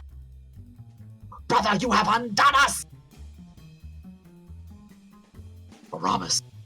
He will shoot at that same one. It's looking pretty hurt, right? Yes. Yeah, he'll just shoot at the same one then.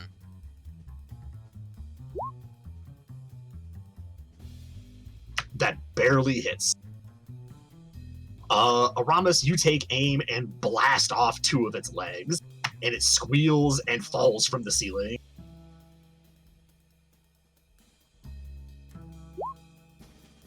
Oh! It lands nearby on a bunch of unsecured cans. It gets riddled with knives. Daisy, you hear the brother spider go, "Sister, no!" And the spider does the dead bug thing where it curls up and just like, remember me, brother. All right, and then he will kind of move towards like he'll put himself as the closest one to the spiders without actually getting on the cans or anything, and he'll just draw his sword, and that'll be his turn. If you want to, you can pick another person to cover. Like if a spider lunges for him, you can get into the way. Okay, they were coming from the rear, right? From above. From above. They are poised above the middle of the party, so kind of directly above Ollie. Okay, then he will interpose for Ollie. Sure. Muchas gracias, señor. And now the spiders strike. One of the spiders does in fact leap for Ollie, but instead it leaps instead for Aramis instead.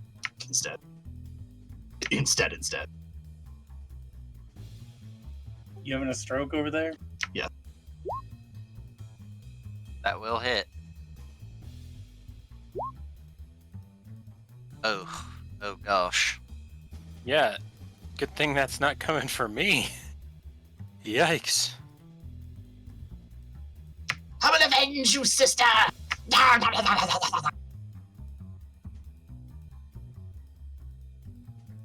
Another climbs over to above Heinrich and leaps on you.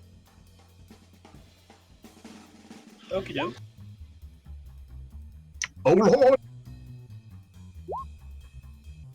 Ow.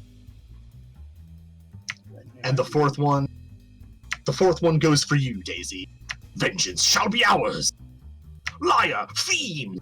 Insect! Was it 18 hit Daisy?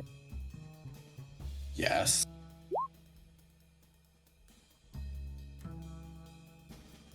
Nom nom. I'm resistant to poison. That's saving my. You are correct, madam. Your blood tastes a little off. Still gonna bite you, though. And that is the three of them. It is now Ollie and Daisy's turn. You first, Daisy. Oh, okay, cool. I hate to tell you all. Well, maybe I won't make the situation worse. Maybe I'll leave it. You know this you time. want to, just do it. I do, but I also know we might come across a lot more stuff that needs my wild shapes in this place. So. Yeah, keep in mind this is the first thing we've encountered. Yeah.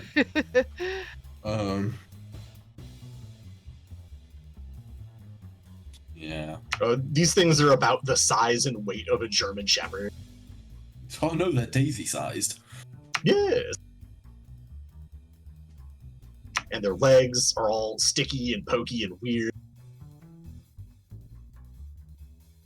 It's like fighting a hay bale with 8 legs. Oh, this is just gonna smack it.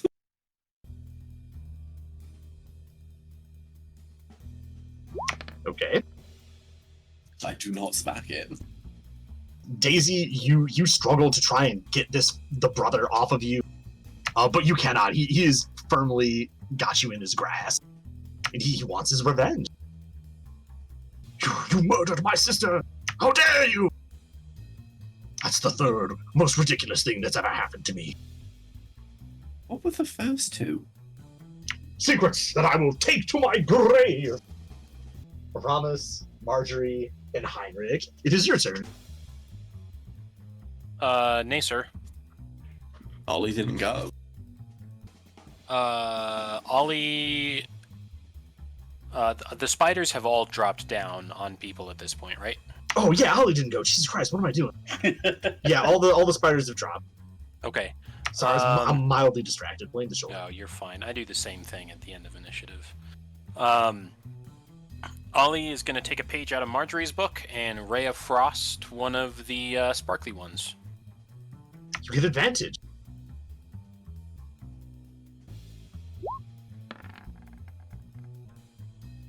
And you strike. Max damage, let's go! Alright, you blast the one that is currently on top of Aramis.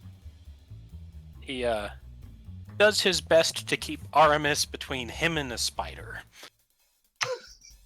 It screeches as spiders do when they get hit with cold magic, just whoosh. Ah! 1,000 curses upon the one in the middle, brother! That's why I was aiming for it! I knew this one was going to be trouble!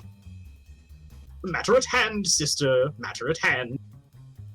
Okay, now it's Aramis, Marge, not Heinrich's turn. Who dares go first? Does Marge want to go first again?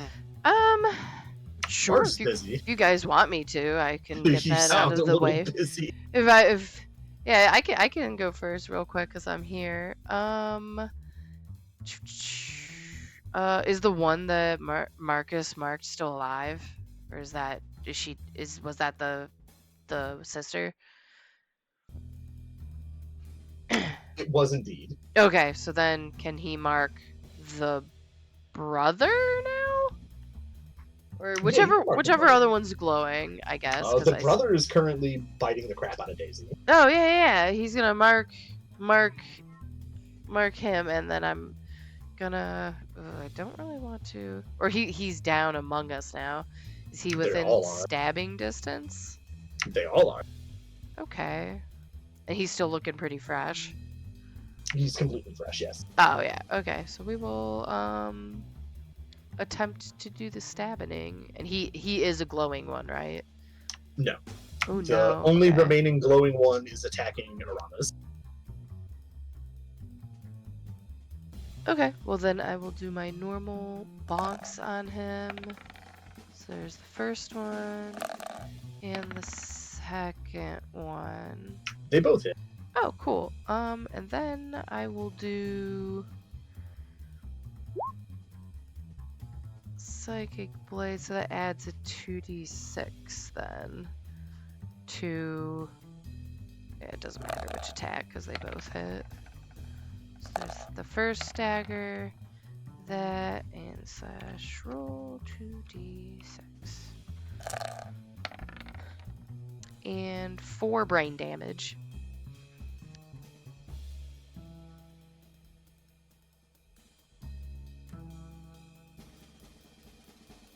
Alright, so you lay into the one that is attacking Daisy, the brother spider. And he screams and wriggles, but he is still going. You did do a really good chunk of damage on him. You don't think he would appreciate going through that again. I don't think many would, but that's my go. So we got Aramis and Heinrich. I mean, I got the one on top of me, so I'm gonna give it a little gift.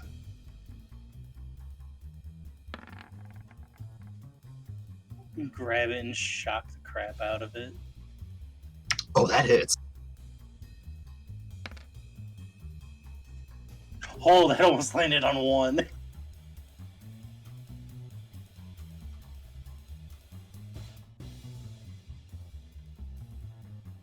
You grab at his legs and give him a big ol' zap.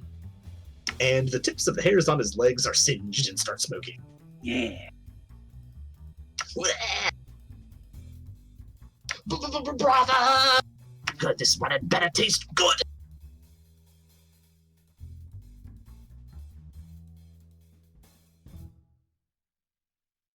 And it goes to find out, Heinrich, and bites at you. Isn't it Aramis next? I always forget the last person. Go nuts. Aramis, are you there? Yes, sir. So before this spider bites the crap out of Heinrich, you... There's one on Heinrich and one on me, right? Correct, and one on Daisy. Okay. Then I will stab at the one who is attacking me. Go for it. Oh no. Well, miss the stab. You know, it's on top of you and crawling all over you. You have a difficult time trying to stab at it and not stab yourself in the process.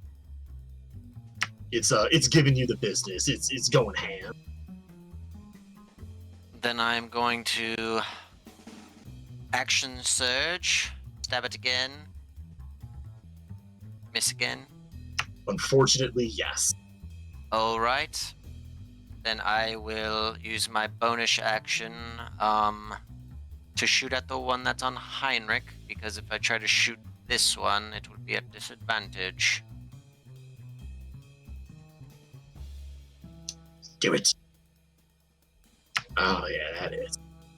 Oh, yeah, you take aim with your pistol, send a shot over, and you can see one of its legs go flying, and, like, the gross ichor on the inside of it spraying out, and it just screams, like, whoosh. You can tell it hurt. It probably couldn't survive. Cannot survive another one of those. Okay, that's just my turn. Where were we? Now it bites me. now you get it. Oh. Ow. Yeah, that is almost max damage. That's unfortunate. All right, into single digits. Not happy about that. Yeah. Aramis, the one on you, also goes for the bite. Yeah, that'll hit. I am not looking good. I'm also in the single digits. They are rolling supremely high. I don't think any of them have missed so far. Jesus. Speaking of not missing, Daisy, the brother, goes for his revenge. Bruh. Daisy, how you looking?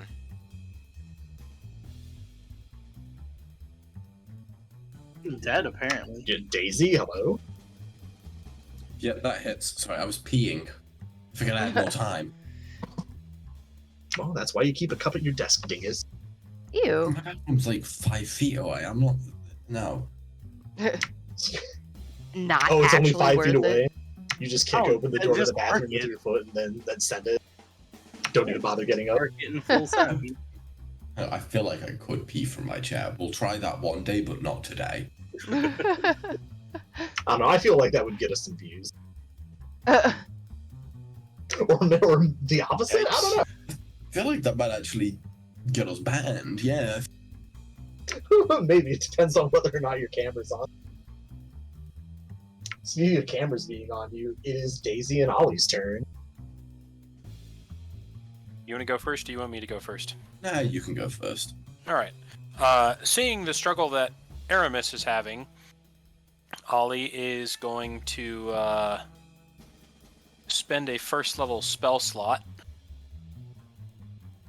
to cast that. Oh my god! And that. And that. Hit. Wow, 20s on 20s on 20s.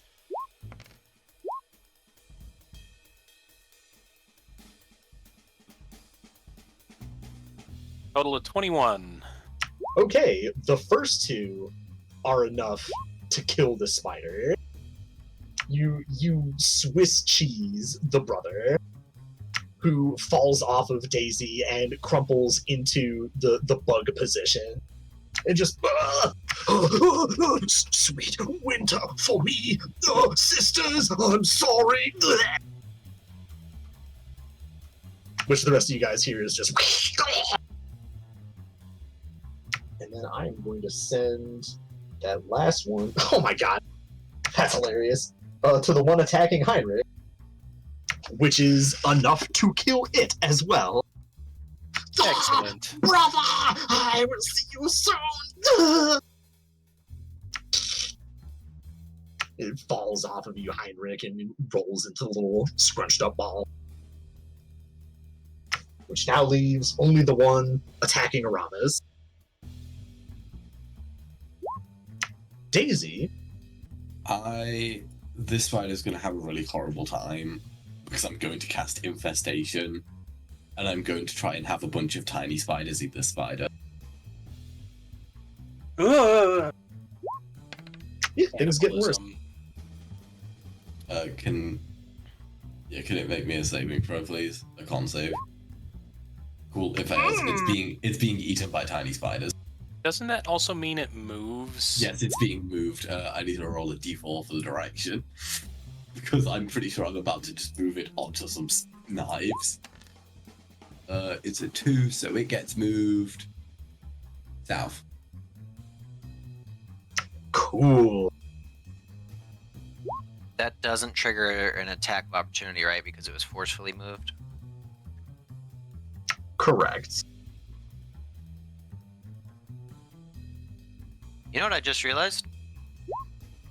We haven't used our NPCs at all. Also correct. They're busy. They're discussing makeup. There's only so much room on these cans. True. I'm pretty sure we're in like a long line. Mm-hmm. That is also correct. They we'll just say that they have been hesitant to fire into the group of you up until now.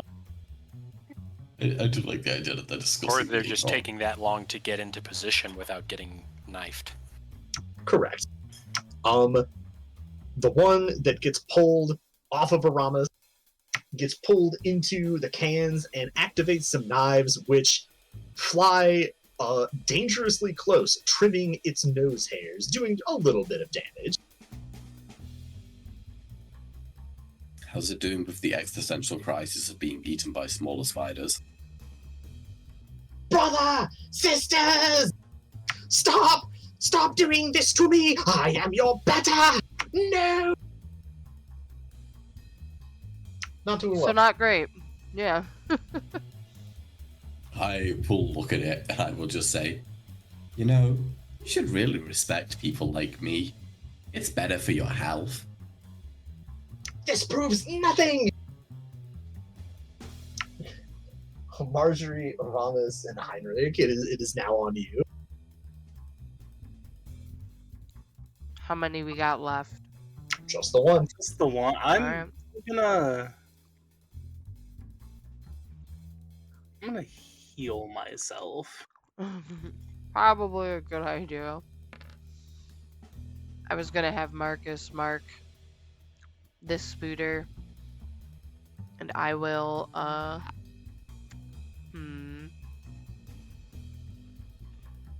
kind of have to move to attack it, don't I?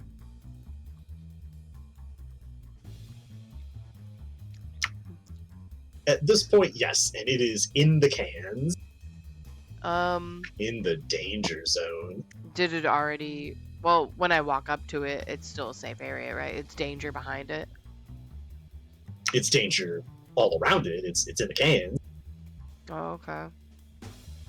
Well, I guess I will make an attempt to risk it. You could let me try and shoot it first. See Oh, if sure. I Yeah, go pick ahead and up. try and shoot Probably him. a good idea. Arm's way. And he will. Let's see how many steady aims. 2 plus half your fighter's level. So we add that as a resource.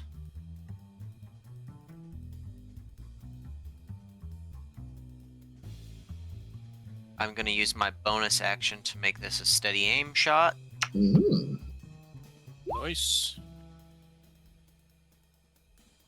Oh yeah, this one's still fairy fired, by the way. Oh, so advantage? Correct. Okay. Doesn't matter. Mm. Gotta reach for that crit. That is exactly what you need to finally take this thing down. You take your pistol and send one right down the middle, splitting the spider in two, sending disgusting bug goo in all directions.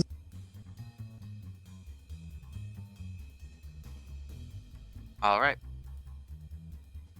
All the spiders have been dispatched, and you guys are slightly less in danger than you were before. You're still surrounded by all the traps and shit. Oh yeah, because we're like standing on the only triggered area. Is everyone okay? No. Oh. That was not the answer I was hoping for. Here, Aramis. And he pulls open his briefcase and pulls out a healing potion for you. Thank you.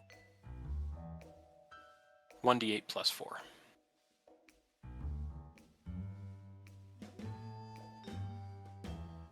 Is there one of these spiders that's maybe in scooping up distance to bring with me? Thank you. One of the dead ones? Yeah, it's basically on you. Oh, wonderful. That one's coming with me.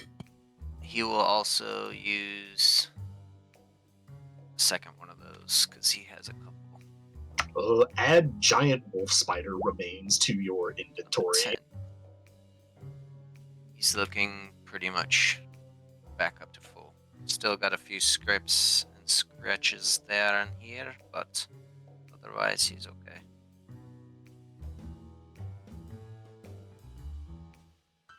All right. Marjorie, you're gonna keep using your mage hand, right? Safest Okay. plan.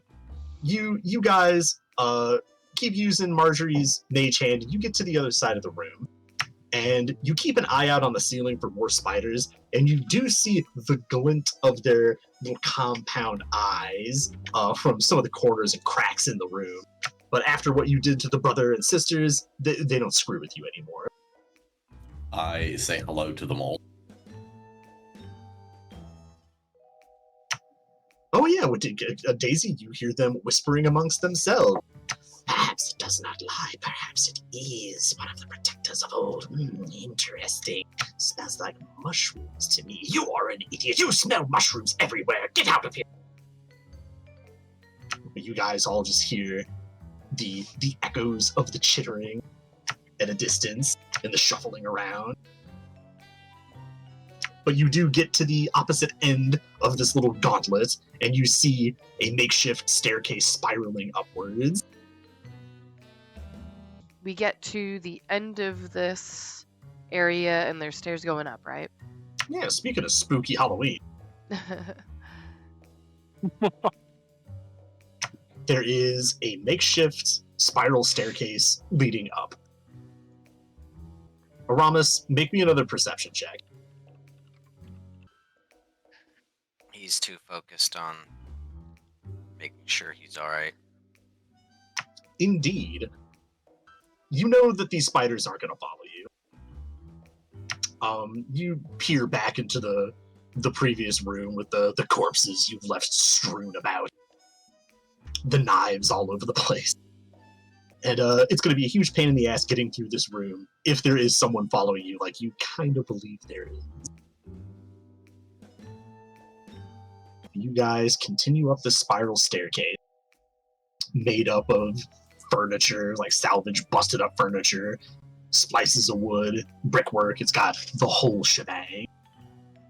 And there are a few tripwires and traps here and there, but you guys are clever enough to avoid them and detect them and disable them.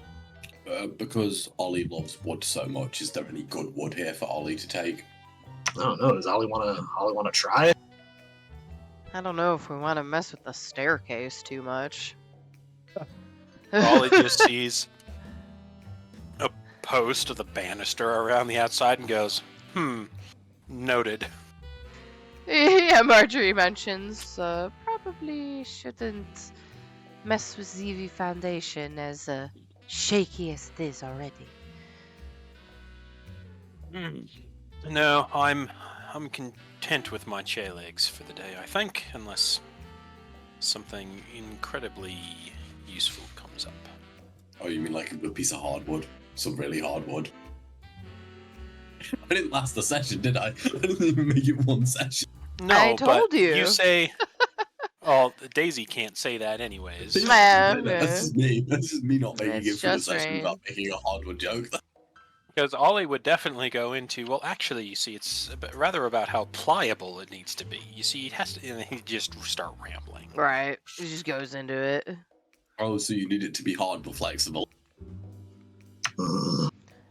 Speaking of which, you guys get up to the top of these spiral stairs, where it terminates in front of a door. And this door looks to be a fairly new door. It's made out of metal, it's got rivets in it, and it looks like it has a fairly simple lock on it. It's got a hole for a key behind a little swinging doorway for the key itself. And there is an obvious handle, which there is to turn. When you guys try to mess with the handle, it doesn't really budge or actuate the door. Who has thieves' tools? I do. I think Heinrich and I do. So which one of you wants to work the door? You want to help each other? Yeah, sure. I'll help you out. Oh, okay. You want me to do it? I can do it too. Our skill is. Oh no, you're probably better at the tool than me. I've got a 4. Okay. I gotta practice more. No, please, after you, my lady. Oh, no, sir, after you. No, after you. No, like she's shaken from the spiders. Heinrich, you are very careful with this door because you feel like this whole place is ready to jump on you. Like there's got to be something here. You check for magic, you check for trips, for traps, for this and that. You check for everything, but as far as you can tell, this is just a big industrial lock. And you easily open it up, and you grab a hold of the handle and find that the door opens quite easily. And when you crack it open, you are met with a strange sight. It is a very tall room, maybe about 30 feet from floor to ceiling. A relatively small-ish room. It's not 100 feet across or so. It's like maybe 60, 80 feet across in any given direction. But when you look down onto the floor, you see a bunch of hanging lights and tapestries in the opposite direction. And when you look at the ceiling, you see a bunch of tables and chairs and barrels and crates. This room appears to be some sort of upside-down pub or bar. Upside down. Yes. And would you look at that? On the ceiling, on the opposite side from you, is the exit. Huh. I imagine we just kind of stare. Space. We all stare while Ramus in the background says how much he hates this place.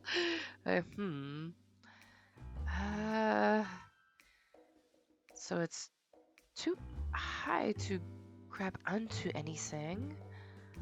Starts looking around for things to potentially climb. Chewy Meatloaf, sorry. Yeah, no worries. You take a quick look around, and you find that there's like paintings, quote unquote, hung on the walls. There are indeed tapestries that are hung upside down. In the immediate area, you kind of take a look and you find that they're all like fastened in place. Okay. Like they're glued or nailed to the wall upside down. So they could potentially be handholds. Oh man, we're gonna have to ninja warrior this thing, aren't we? So it would seem. There's also it's got like TGI Friday garbage on the walls, street signs and elk heads, alligator corpses, taxidermied alligators. I forgot the word taxidermy for a second there. Okay, well, I mean, How tall is the ceiling to the next door? About 30 feet up. it's pretty sizable, yeah. Yeah, okay. Marjorie looks down at her shoes. Glad I did not wear the heels today. And she'll grab the nearest painting and, really give it a test. She'll like yank it back and forth, try and see if it will support her. And then if it does, she'll start to climb towards the thing while checking for little traps along the way. All right, Marjorie. You grab the nearest painting, the nearest handhold, and you give it a tug, and the painting gives slightly, and you hear a weird sliding, snapping sound, and a bunch of dust from the wall kind of poofs outward because it was resting on a rope that was concealed underneath the painting and kind of hidden in a recess between the stones and the wall. And the rope kind of snaps a little bit. It leads up towards the ceiling, and the lid of one of the barrels on the ceiling falls off towards you. Yeah. Make a dexterity save.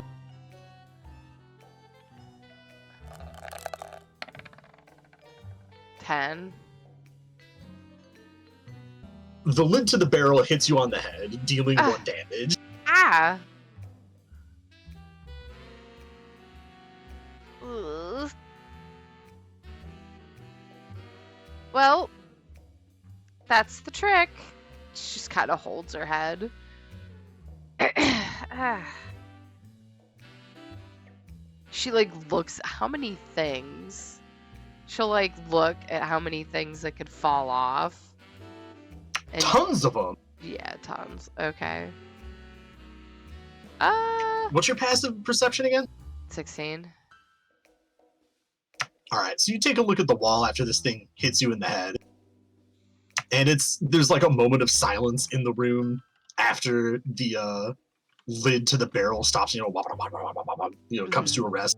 And you hear kind of a gross sound, like a slurping sound. A ray of frost the barrel, whatever's You- inside of it. You look up towards the barrel, and like whatever was inside it is kind of congealing and beginning to slide out of it. It looks amber, like dark amberish, reddish. Oh no. Yep, ray of frost that. Nope, nope, nope. Sure, go ahead.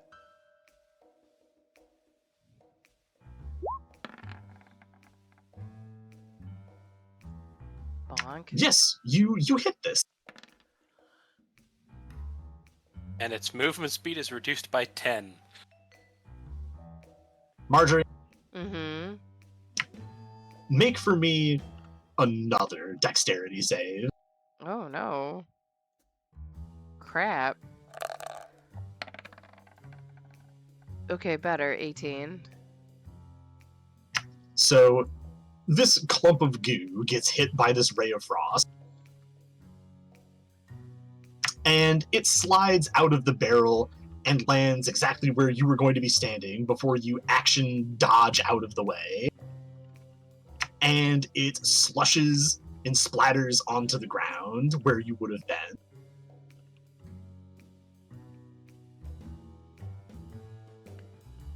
Keep a good look And on then- it. And then after a moment, it begins slurping back up into some kind of shape. It is moving around. Ugh. Ugh. I think I remember this from my childhood. It used to come in jars. She's I do not talking think to- this is that kind of jelly. Well, she like looks around. Did the ray of frost not seem to really do much to it? It seems really cold and slushy. Oh, it's like it's like turning into a slushy. Hold on, let me see. What do I got here? It doesn't have anything in it. It's just a goo. Poke it with a stick.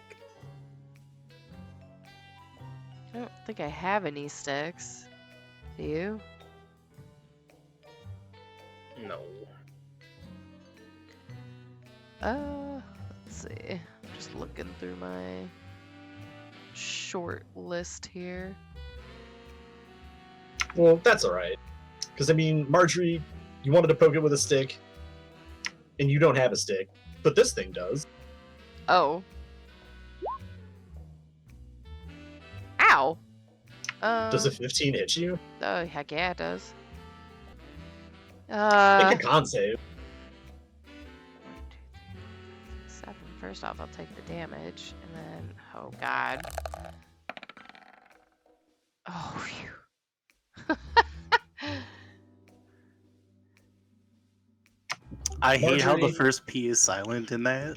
I know, I couldn't resist. This thing takes a slimy tentacle and tries to poke you with it. And it is cold and gross and weird. Ugh. And you now know that you face a mighty ale ooze. Oh, nice. I mean, not nice, but nice. What a creature. Yeah. I imagine I could kind of feel what it tries to do. Ah.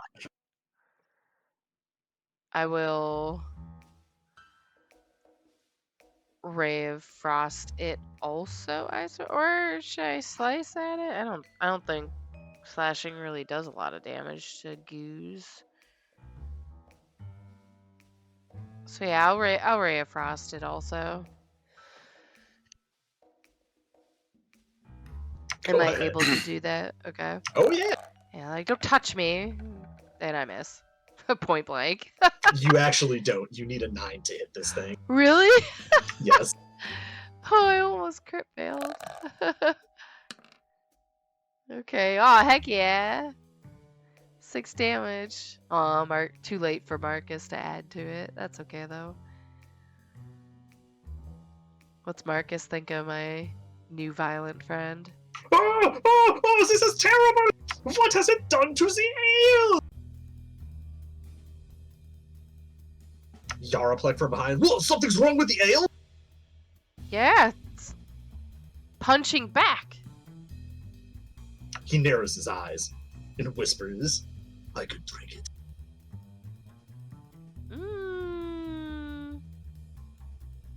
I do not think that is a good idea. Yeah, I'm like thinking about that. Could he? I don't think so. But alright. Someone I else. mean, if he could, he probably shouldn't. Oh, right, even if he could, he really shouldn't. Anyone else want to take a poke at it? Yeah, I can give it a go. It's just going to be second verse, same as the first, but I'll give it another go.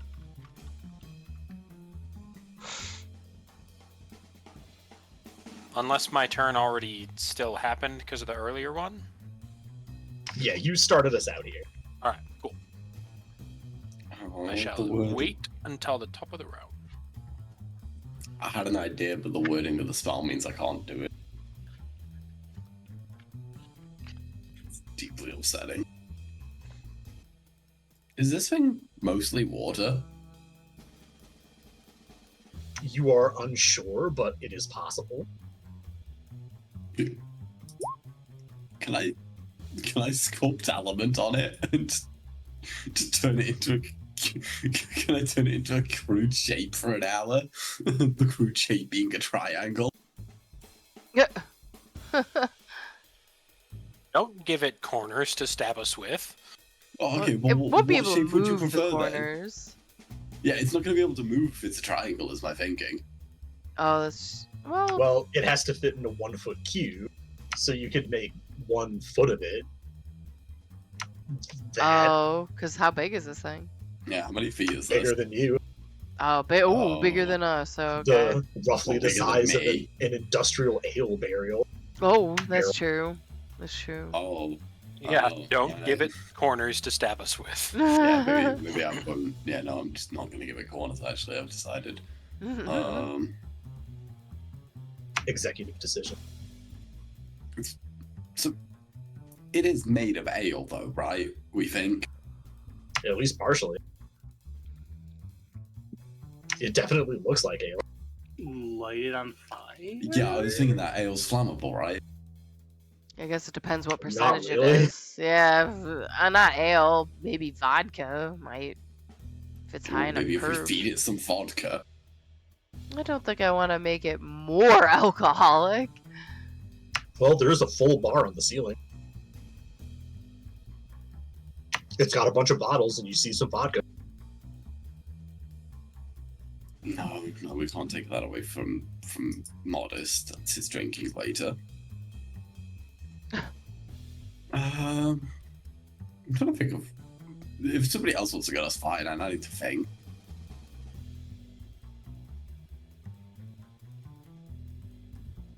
That yeah, you two guys. Fairly in character because this thing is very slow. We're just all sitting there. Yeah, How like do we what even- is it? Yeah. How even? What even? Is this place like really clean, or are there like little pebbles and stuff around? No, yeah, there's tons of crud around here. Yeah, I'm gonna pick up a little pebble or something, just kind of toss it into the blob. Okay, you pick up a pebble and toss it into the blob. It makes a gross, wet slapping noise, and you watch as the pebble. I'll just say it's a rusty nail. You throw a rusty nail, and it kind of sinks into the body of the ooze, and you watch as it disintegrates.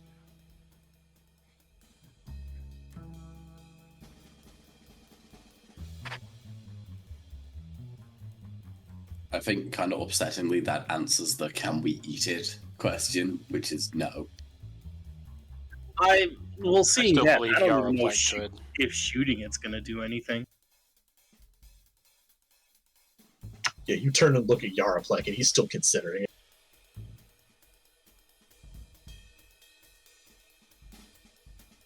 Aramis will try.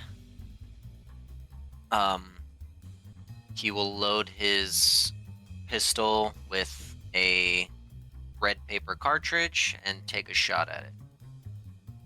Good idea. Oh, you hit. Alright, this is going to be the Dragon's Breath, so it's also going to do 1d4 fire, and I will steady aim it. Yes. Yes.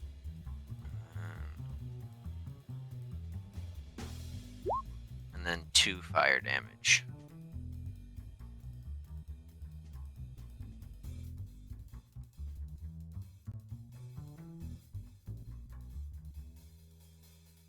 And that's his whole turn.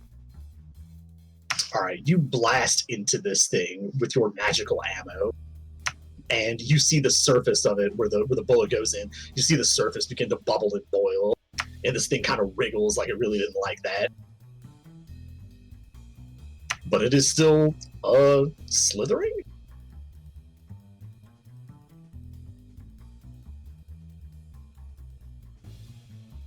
He'll take a couple steps back from it. It continues to be gross. Who dares go next?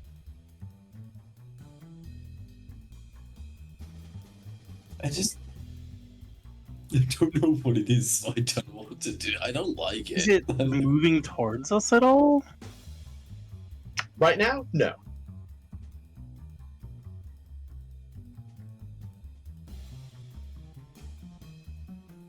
You can tell that when you get in range of it, it kind of slaps at you.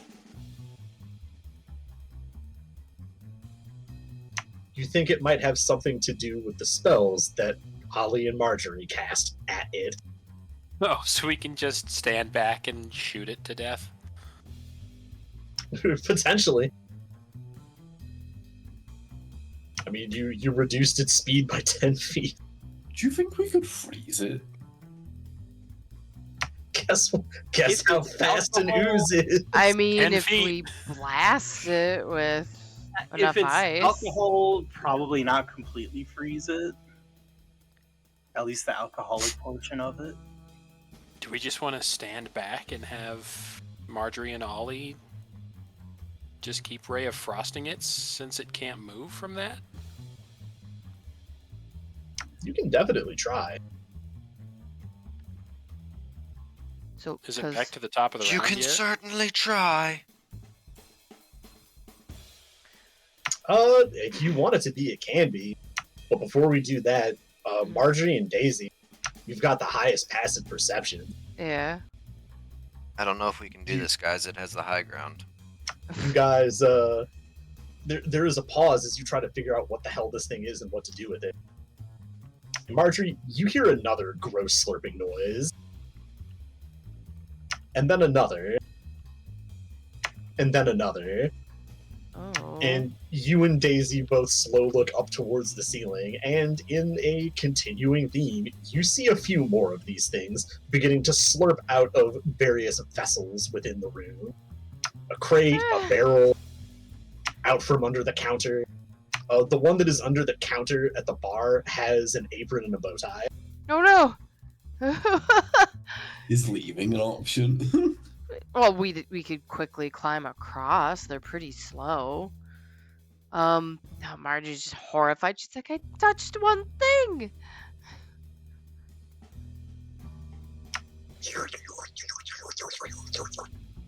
But if they only move 10 feet, I mean, we move way faster.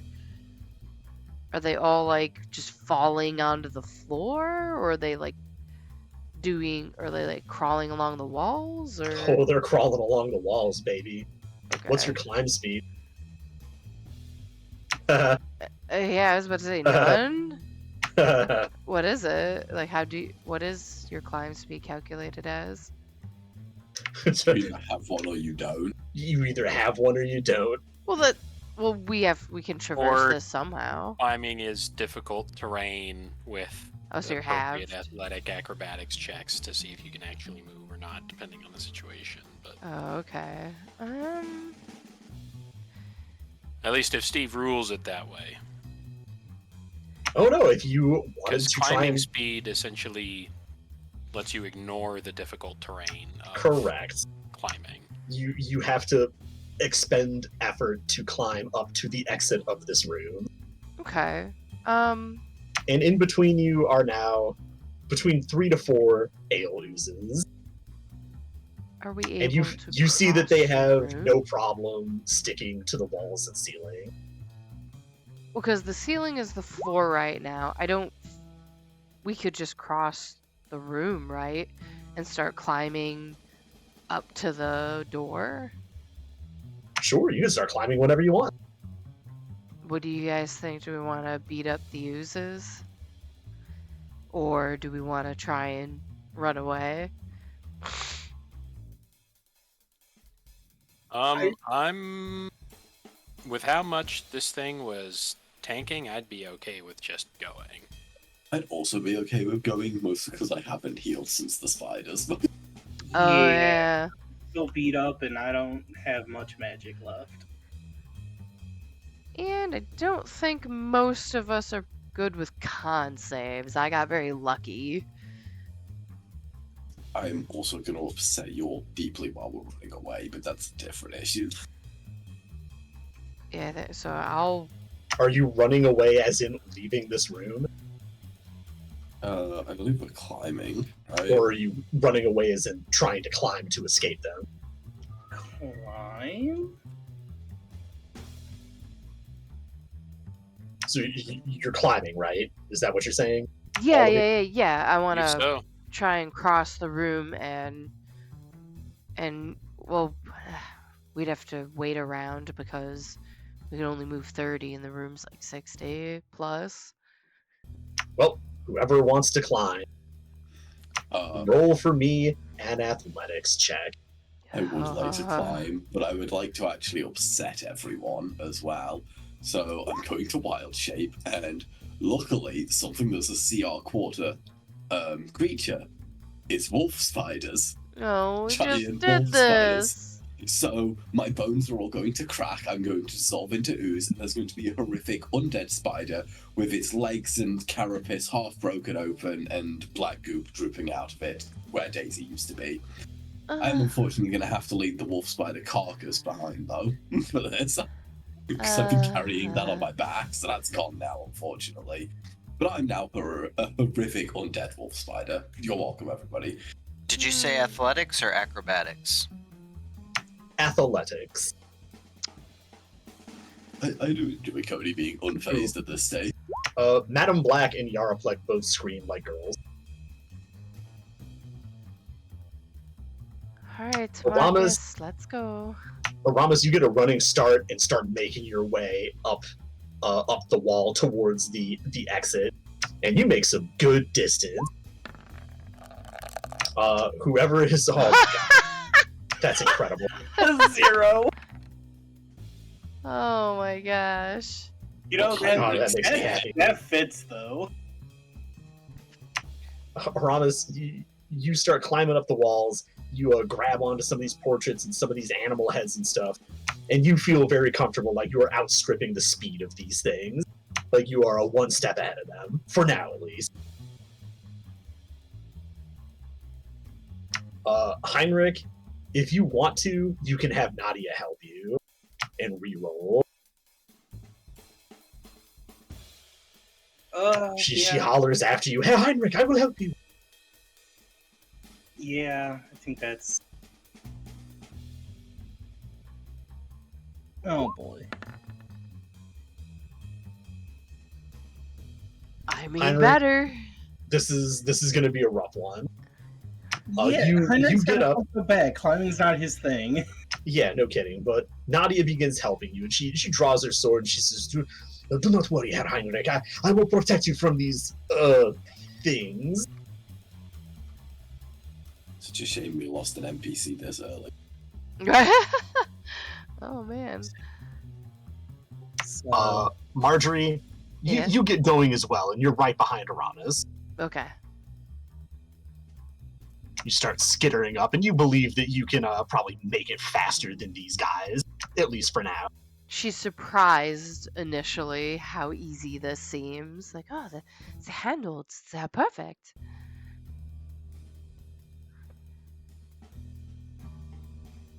Well, here goes nothing. Oh, not bad. Ollie, you are... Wow, that's a -2. Ollie, you are right behind Marjorie. You hop up, and you've got some pretty good handholds. I saw your roll and I was like, you did better than me. And then I saw the negative. I was like, oh, never mind. But you look over towards these ale oozes, and you get a little nervous because you are outstripping them, but not by a lot. As Spider, I wish to climb. You use your ability to stick to the wall and skitter past even Aramis. I assume we don't need to worry about the NPCs. They just follow. Oh no, you gotta worry about your NPCs. You shouldn't Okay. have said anything. He would have forgotten about them. Nah. He's forgetting about them, Nikki. Yeah, but they're our job to remember. Well, Madam Black is obviously trying to hightail it out, screaming. Oh, yeah. She ain't saying. She was. Awful. That's okay. She's got a low movement speed because of her peg leg. She does indeed. She begins climbing up and just, climbing is... I should have practiced climbing. Ugh. I assume Marcus is fine. He just... I'll have him spot me. Maybe try putting your hands over there? Or maybe there? Well, I don't know. The last time you touched one of those, you let these things loose. Yeah. Thank you, Hopefully no one Marcus. dies. Hopefully no one dies, because then it would be like you killed them. Marcus, not helping. Of course I'm helping. Look at how fast you are going. If they don't have acrobatics, it's just straight strength, isn't it? Correct.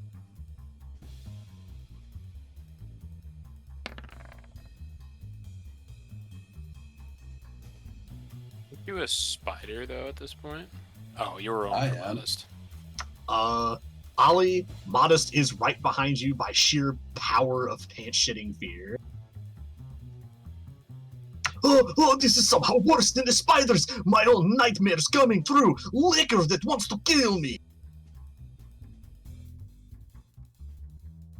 He opens his jacket and speaks to his flask. You would never do that to me, would you? Your silence speaks volumes.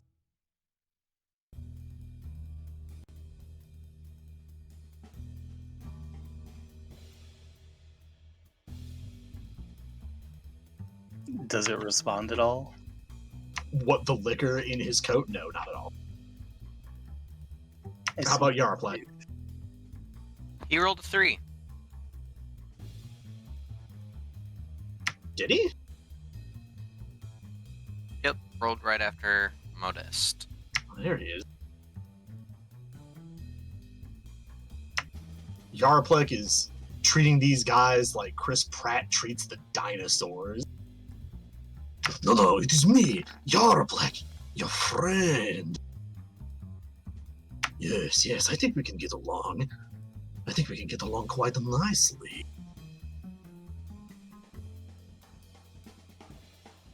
He's not too scared of it. Nadia already rolled to help you, so she's with you right now. But I would say that she helps you a little bit more. She is a very athletic lady. Such a shame that this session we lost Heinrich, Nadia, and Yaraplex to these things. Such a shame.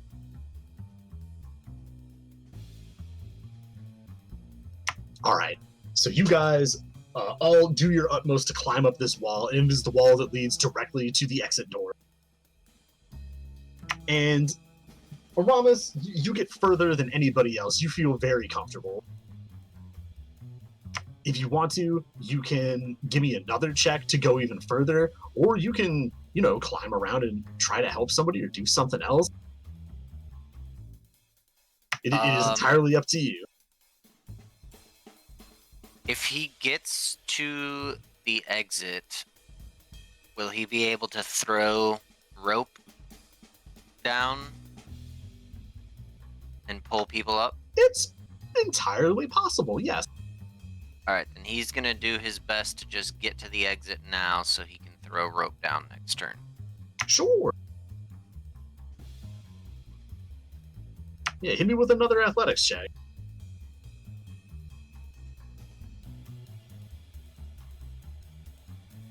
Aramis, you are filled with passion for trying to help your fellows here, and you just hurl yourself into it. You are easily over halfway past everybody. You figure if you can keep up this pace, you will be at the door next turn. But you do also see that a couple of these slimes, these oozes, are moving to try and intercept you very slowly.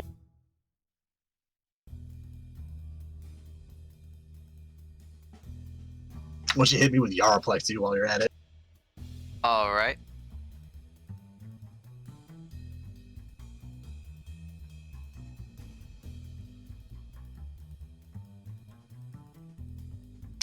When you look over to find Yaraplex below you, at first you think one of these oozes has grabbed him. And you do a double take, but you soon realize that he's not trapped in here with these oozes. These oozes are trapped in here with him. He has shoved his head into one and is inhaling it. And it is desperately struggling. And surprisingly, losing. If he keeps this up, he will have drunk one of these things. I assume he would just be automatically intoxicated. It's entirely possible, but then again, Yaraplex. I'm Yeah, then starting to again, think Cash. Yaraplex hasn't been sober. You would probably be correct. Mm-hmm. Right, who wants to go next? I assume I can reach the exit as a spider. Ooh. Yes. Yes, you do outstrip Aramis, but you are a spider, and you get to the exit and bob and weave in between these gross oozes with little problem. I would like to have a prepared action. If anyone looks like they're going to fall, I would like to shoot a web and catch them with it. That's a great idea. You ready yourself to do this? There's all of your incentives to not fail, because otherwise that's what's saving you. Uh, Here, I'll roll on the desk now. Good, good.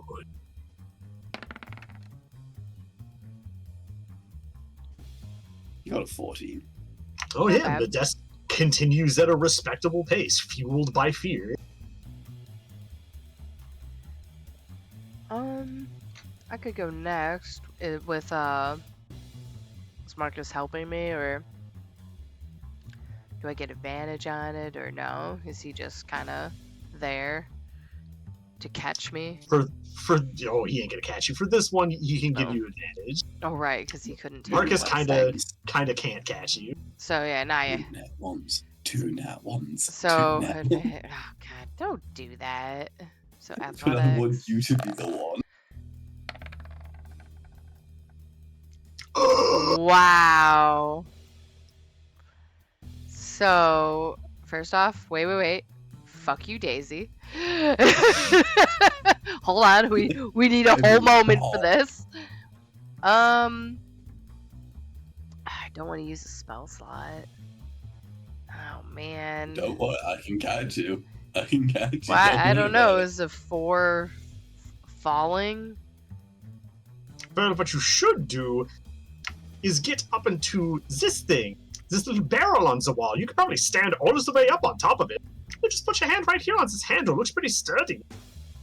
And when you do so, it pulls off a panel on the barrel, and you are face to face with one of these oozes. Oh, I really wish it didn't do that. Marjorie, no! And you find that this thing is right on your heels, even with as slow as it is. You clamber up barely past it. Okay. Well, I'm in danger. Yes. So that leaves Ollie and Heinrich.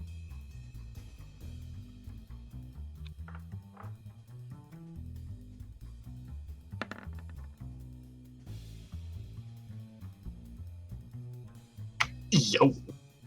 All right, let's give this. Do you want to do Nadia? Oh, yeah. Yeah, do Nadia.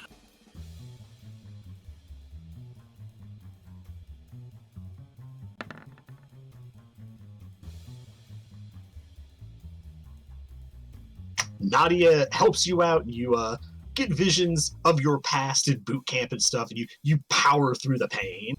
And you and Nadia make some decent distance. You are almost caught up with everybody. But those oozes are getting dangerously close.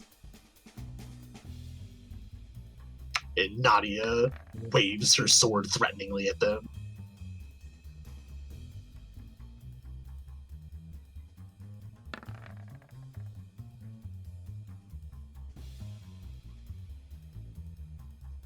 All right, Ollie and Madam Black, you two do your utmost. Madam Black almost catches up with you, but you feel that the two of you are beginning to lag behind the others, almost.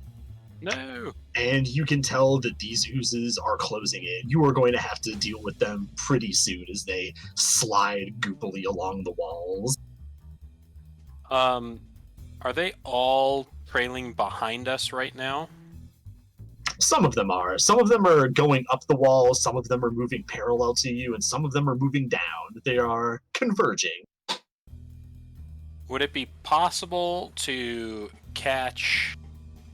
How many of them could I catch in a 30-foot cone? Roll an Arcana for me.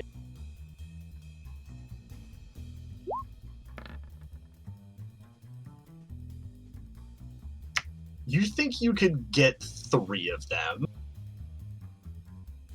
Alright. Either all of them to the left or right, along with one near the bottom, or in reverse, all on the left or right, and like one near the top.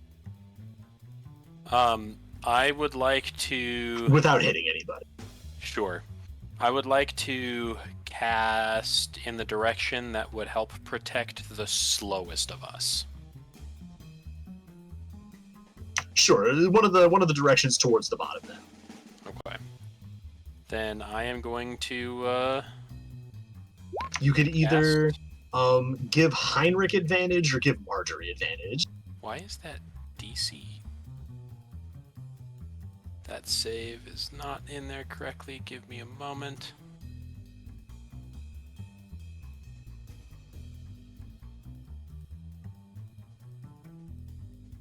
Strength is not my spell casting ability. Oh, no. DC is 16, not 8. Right, it's con save.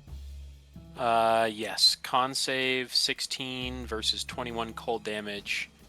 And creatures that fail are, their movement speed is reduced to 0. So those 3 cannot move All right, you gonna help out Heinrich or Marjorie? for a minute. Who looks worse off? Marjorie has one basically on her. Oh yeah, because of that last bad roll.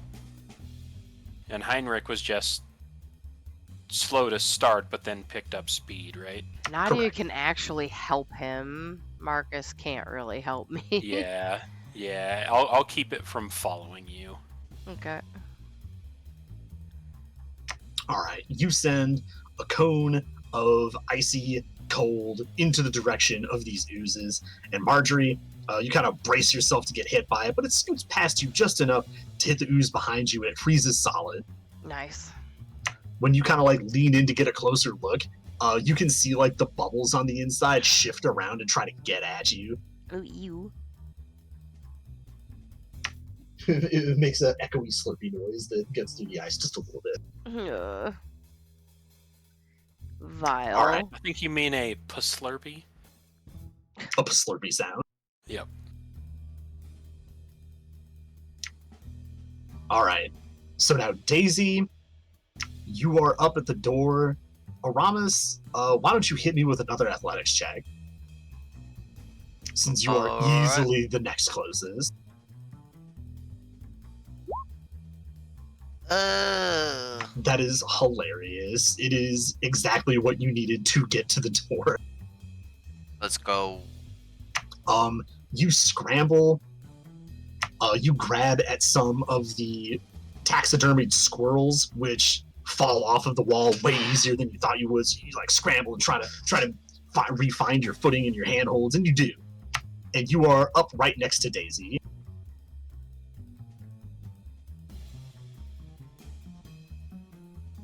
When you reach over and grab the handle to the door and try to fling it open, you find that the door is locked.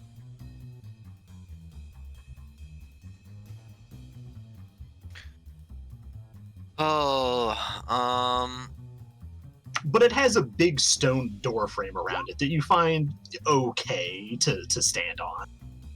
Alright, then he's just gonna throw some rope down to try and help pull some of the others up. Who do you want to try and pull up?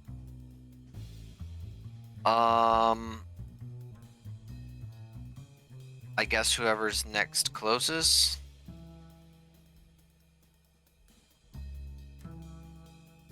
Out of Heinrich, Marjorie, and Ollie, that would be Ollie. Alright, Ollie, you're coming on up, buddy. All right.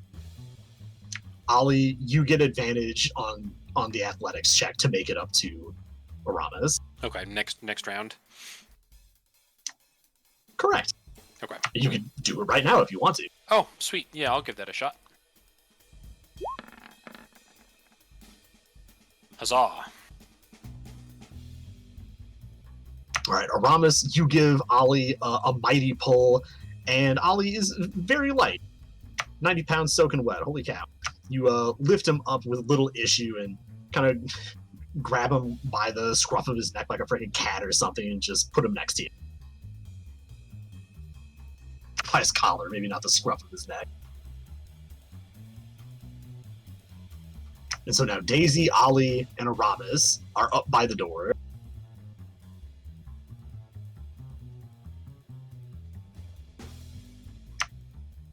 So Marjorie and Heinrich. That's us. Oh boy. Okay. Well, let's give it a try. I don't think I have advantage. Oh wait, no, You- I have advantage because Marcus is helping with the handholds, right? He's doing his utmost.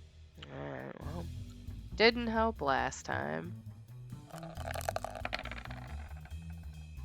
It helped a little this time. 11.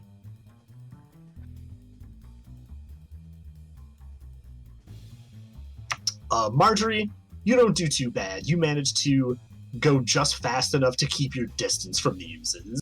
Mm-hmm. But they are hot on your heels, at least as hot as they can be for an ooze. Right. Okay. They are slurping ever nearer. Oh yeah, and Daisy, Ollie, and Aramis, the closest oozes to you kind of like they blub in the direction of you guys, and then they blub in the direction of everybody else, and then blub back to you as if they're like trying to decide which one to go for. And 2 of the oozes begin going in your guys' direction, but they've got some distance to travel. Oh, Heinrich yeah. and Nadia. The 2 people who can unlock the door are the last ones up. So it would seem. Heinrich, Heine and Nadia, hit me with an athletics.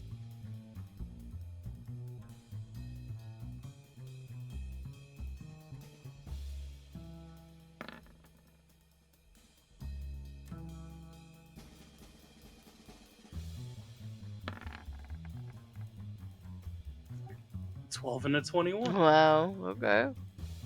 Not bad, not bad. You guys get up past Marjorie. You are doing some real scrambling, and Heinrich, your back is a burning. You put more distance in between yourself and the trailing oozes, and you feel pretty comfortable with your ability to get past them. Like, you don't think they're gonna catch you, so long as nothing goes wrong. Why don't you give me one for Modest?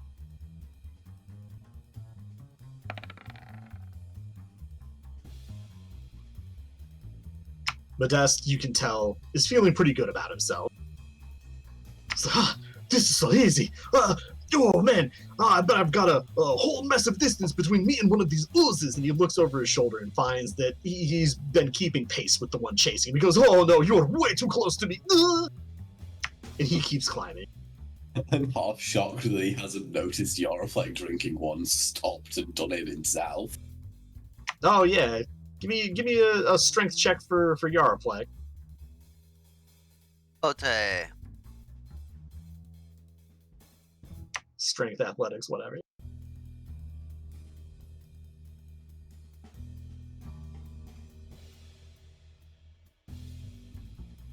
You guys are so busy with your own business that you don't keep track of Yaraflak. He was at the bottom last time you checked, but right in the middle of you guys doing your business, you hear the echo of a tremendous belch. And when you look down towards the floor, you see Yaraplex stumbling around, obviously drunk. Yaroplek has discovered Jello shots. He's going, oh no, he's gonna be this party's brats. Instead of breakfast nuggets, we're gonna get Jello shots. I'd also like to point out he's back there. He might be dead. Oh, because Yeah. he's gonna get ganged up on. He stumbles around and looks up at you, Aramis. Hey, boss! I did it! I slayed the... Oh, God! Yeah.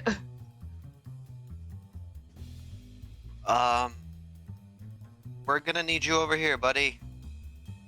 Okay. I don't know. I'm on the ceiling. I don't know how I got here, but I'll try. I just need to fall. He sticks his arms up. Don't do that. Yeah. He sticks his arm up and doesn't really move. And then he hops a little bit. Boss, I think I'm stuck on the ceiling. What are we going to do? Can I butt web him? Yes, you can. Okay, I'll butt web Yoraplex to safety. Oh, I'm falling. Oh, really slow, like, oh, fuck, like in my dreams. Oh, wow. Oh, fucked up, you guys. Yeah, he got really just smashed after that ooze. Jello shots are dangerous. They sneak up on you.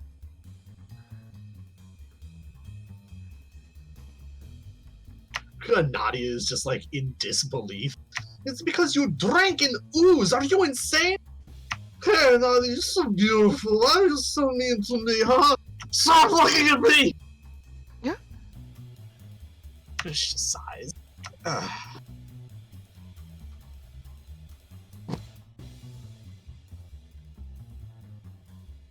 So we'll just say that Yaraplex is taken care of for now. Sounds good. Instead of my spider web being normal color, it's like Venom's web, but more goopy. Ew. Oh gosh. Well, I'm sure Yaraplek will be thankful he's too drunk to notice or care. Just utterly ham-blasted. It's ridiculous. Just look at it. He's a Marjorie. happy boy. Heinrich, give me another one. If you keep up the pace, will be the last one. Okay. Okay, good. Good. I like that. Ali and Aramis, you reach down and help Marjorie up as she does a mad dash up to this door. And all of you are feeling a little crowded right now. Yes. Oh my god. Heinrich, I can't save you because I'm saving Yaraflag. Well, he's got Nadia at least. Yeah, maybe she can save me. Yeah, Nadia's helping you. Okay. Not bad. One of the oozes reaches for you, Heinrich. But Nadia gets in the way. You know, how about you vile, whatever you are?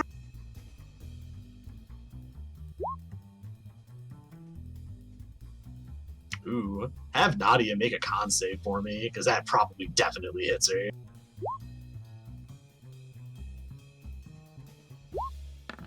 You got it. Oh yeah, she's fine.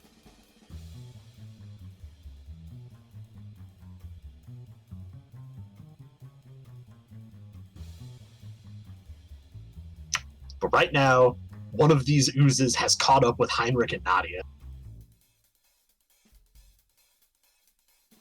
And it's beginning to slap at him. Anybody gonna do anything about that? I'm on the door, so that's up to you guys. I can try to Ray of Frost it if it's back around the top and I can go again. Sure. Alright.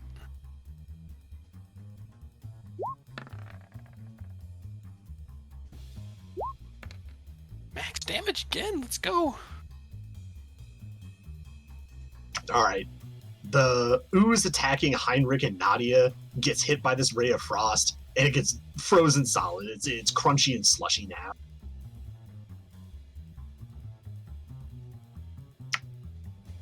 Heinrich, give me another athletics check.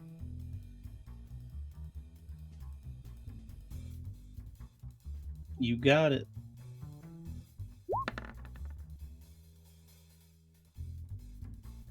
I mean, Give you at one for least Nadia too. You're staying on brand, you know? I'm never climbing Ooh. again.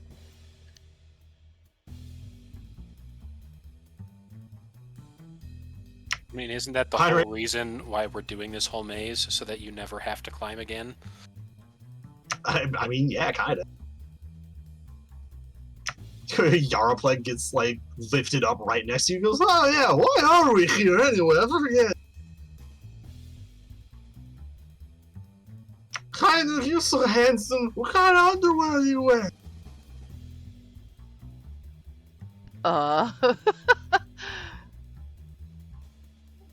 That is quite the question. Nadia says, ignore him here, Heinrich, here.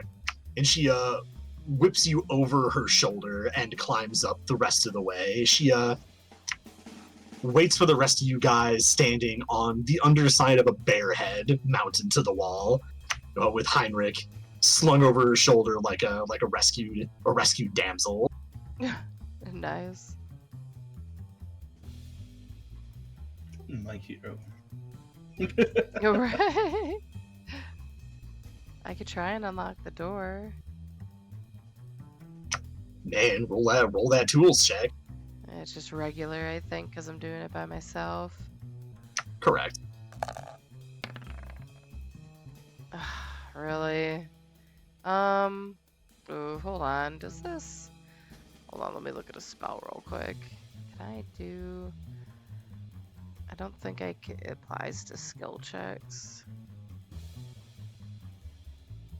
Is there anything you guys can think of that might help Marjorie? Oh, you mean like the help action?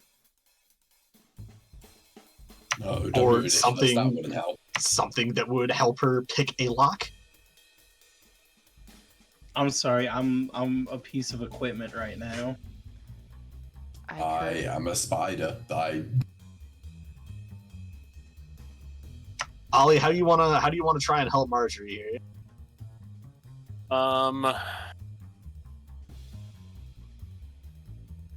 What's the door made out of? It appears to be thick, heavy wood. I could also just use an inspiration too. if we Can really have I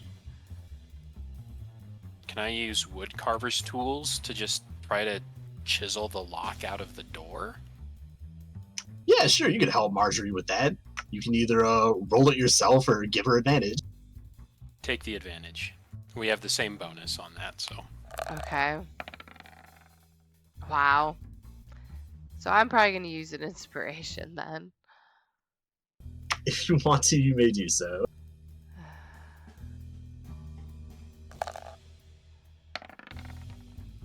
Barely worth it. 12. Marjorie, you and Ollie use your tools to just annihilate this incredibly heavy, complex lock that is also upside down. Her shoulders hurt a lot from climbing. Not surprised she's not doing great. Yeah, makes sense. The ale oozes slither ever closer to you guys, and one actually manages to reach Heinrich and Nadia, and she takes a swipe at it with her saber, and you guys discover that they have a superpower. It then becomes two slimes. It turns into two ale oozes, but luckily, before she can get herself and Heinrich embroiled in this battle, Marjorie and Ollie crunch this door wide open, and it swings open into another makeshift hallway. And the lot of you barely escape the tendrils of these gross ale oozes and slam the door behind you. You guys collapse into this hallway, which shakes under the weight of all of you slightly, which is a little disconcerting. So it's like a suspended walkway. Could be. You think you hear a breeze. Oh.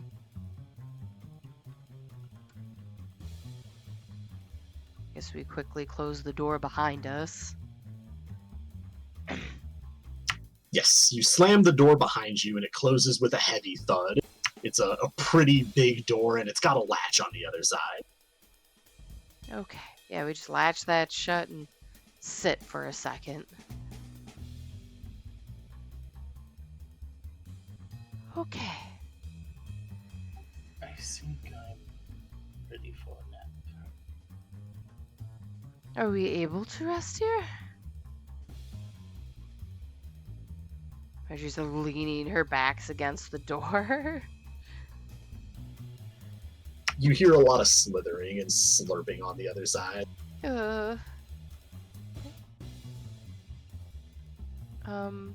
I wouldn't recommend it.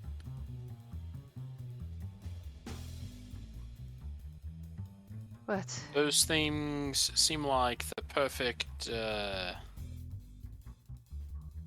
well, it seems like they would be able to, ooze through small cracks over time. Yes. Can I stuff something into the keyhole if there is a hole? You take a look through the keyhole and you can see one of the oozes slowly beginning to slide through it. Okay, I'll stuff something into the... Actually, would shoving like some spare hairpins into the hole keep it from... and just break them in it, keep them from slithering through? Because then the hole is no longer 1 inch wide. hairpins? Yeah. You mean like little bobby pins? Or Yeah, you mean like but yeah. you don't think that would do? You think it would be able to push Push those out? out. Oh, even if I like jam them in there and break them. You can Is jam. that- Oh yeah, you can jam a bunch of them in there that break them, I guess. Yeah, I'll take Is the. that the Go ahead. only space on the door that they can squeeze through? Is the keyhole? Roll a perception for me, or an investigate. Hmm.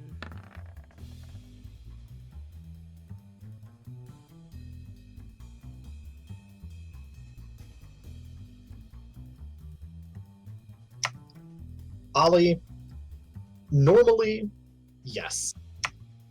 But because you and Marjorie forced this lock and really jam and crunched at it with those wood carving tools, you feel like after a short amount of time, they'll probably be able to bust through this door through a makeshift hole like underneath the latch. Well, maybe we just leave and they forget about us. They cannot be that smart without a brain, right? And Nadia says, I don't know, Yarroplek gets into a lot of trouble. She like a little breathy laugh, and then she'll leave the door. Might as well like not bother with. Well, I guess yeah, just jam the 3 or 4 pins into it to slow it down, and then we should rest somewhere else then. Yarroplek is on all fours. Look, don't look at me.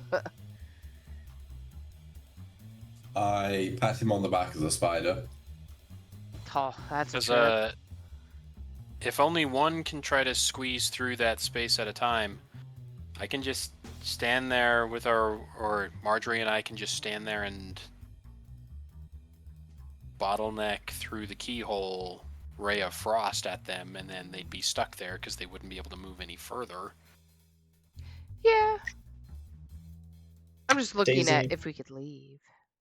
Daisy, Yarroplek shakes your pedipalp like it's your hand, and he says, "Thank you, Aunt Ocolina. You taught me everything I know. I hope I made you proud."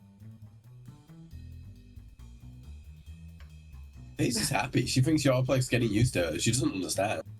I mean, she knows he's drunk, but But if you're looking for an exit, you look opposite the door you just came out of, and it leads into another godforsaken hallway with a weird downward twist at the end of it.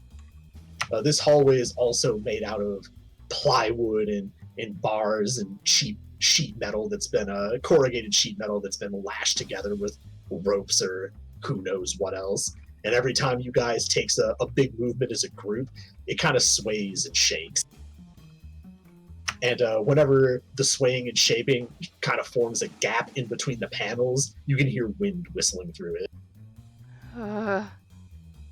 How unsettling. Is anything looking familiar from what my paladin friend described? As of yet, no. Okay. Just curious. Alright, well, we could proceed to the next room cautiously. We might want to space ourselves out.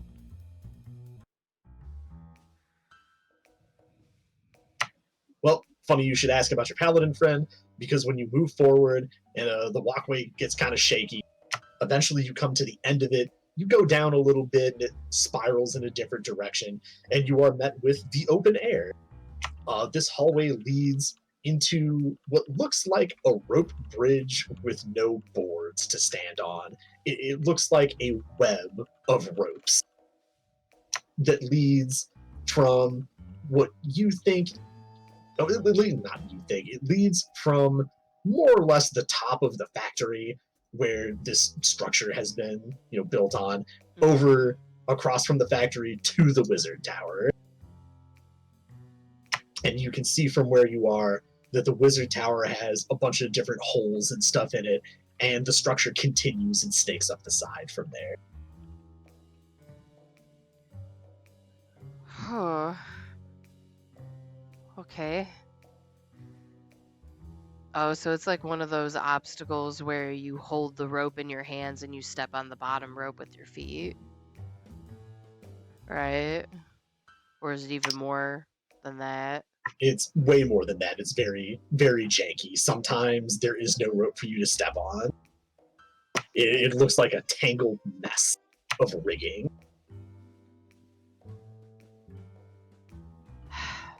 Marjorie sighs. And you are certain, Heinrich, that this is irreplaceable?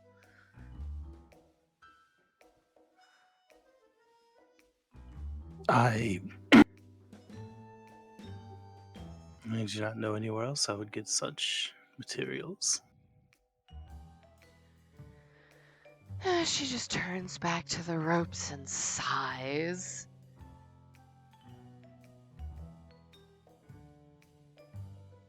Well, I'll turn and look at Spider Daisy. Maybe they could do something to make it a little easier on us, less precarious. Yes, Heinrich, perhaps you can tell her to make a web. Or a safety net, at the very least. She, looks down. How high up are we? You look down, and you are just far enough up to where you are pretty sure a fall will probably kill you. Great. Yeah, I will relay that in Old Common so I Daisy will- understands. Yeah, Daisy will very happily make a black goopy rope bridge. Oh, so you're going to use your webs to secure them a path across? Yeah, my black goopy webs. Ugh. Stop saying it like that! Sorry, black moist stopping wet webs. Mm. Would you like me to go back to goopy Not now? better. I don't think there's any good option. That's the point.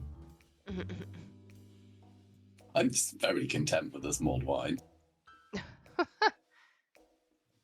Yeah, I'll use my black, goopy, horrible, moist webs to make a way across for everyone. All right. You begin fastening together some of these ropes. Ropes and tied together blankets and all sorts of wacky stuff. And you get a little ways into it, and you guys are starting to feel a little confident. It looks way more safe now. Grosser, but way more safe. But Daisy, you hear a loud crack coming from the wizard tower.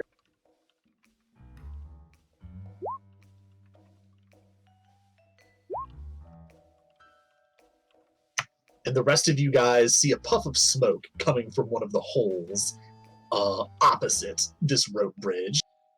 And a musket ball zings into Daisy and does 6 damage. Can I shoot back through the hole? You can absolutely try to, sure.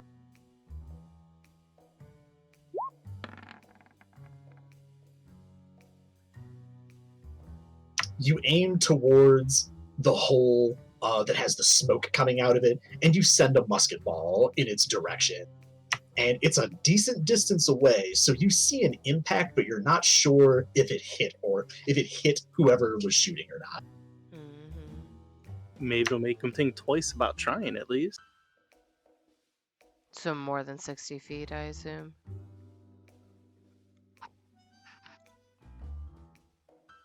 It's about 60 feet away. Okay. It's difficult to gauge, but it's more or less 60 feet because they're shooting down at you and you're shooting up at them. It's like a weird Okay. angle. Hard to tell. Don't worry about it that much. It's fine. Okay. Well, because I wasn't sure if I'd be able to do a cantrip at her or not. You could try.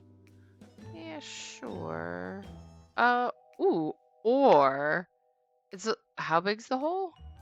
Just big enough for a the barrel of a gun. Yeah, it's a bit of a murder hole. It's not very big. Are there a lot of them, or is they're more intermittent? I guess more on the intermittent side. All right. There's enough of them to be quite concerning. I'll try to Could they aim. moving around a thing. I'll try to aim in the hole, but the ray of frost could also freeze the hole shut briefly. Sure, if you wanted to do that. So yeah, I'm gonna ray of frost.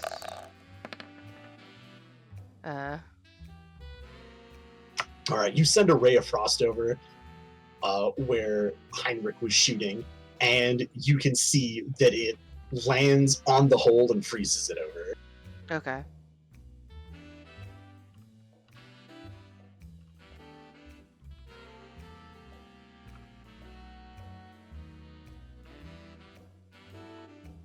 Daisy, do you keep going?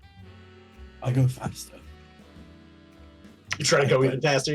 I try and went faster, yes. Yeah, I went faster. Oh, hold on a sec. Because do you have the stab block for the spider? I do, yes. Not on Roll20, but I have it up in front of me, yes. Give me some kind of athletics, acrobatics, dexterity check. Dexterity, athletics, it doesn't matter. Dexterity or strength check of some kind. Yep. Okay, it makes my dex higher. And you can add your proficiency bonus to it. Okay, so... Okay, I'm gonna have to do this as a custom one now, because... Or just roll it and be like, it has a +2 or whatever.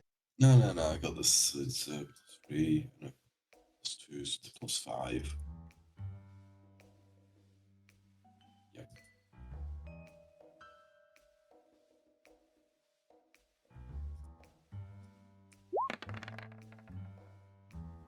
Nat 20, +5.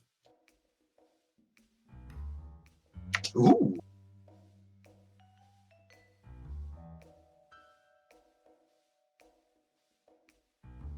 Daisy, you put some pep into your steps. Actually, hold on.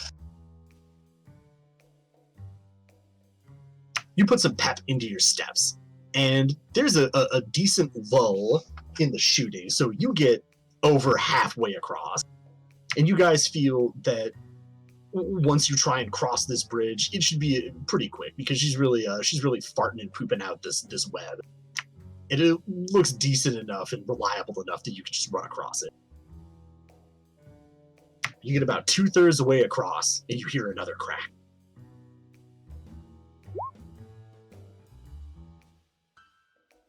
This time, from another hole, you guys see another puff of smoke.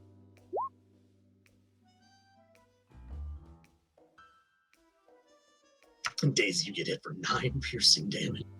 My wild shape drops, I'm unconscious. Well, at least she's got the web.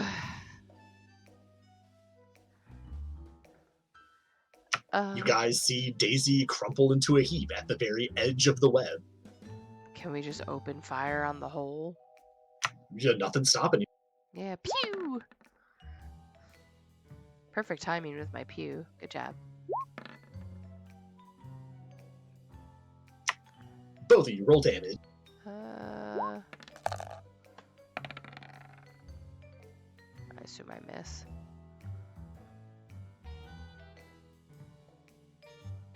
Also roll damage. Oh, really?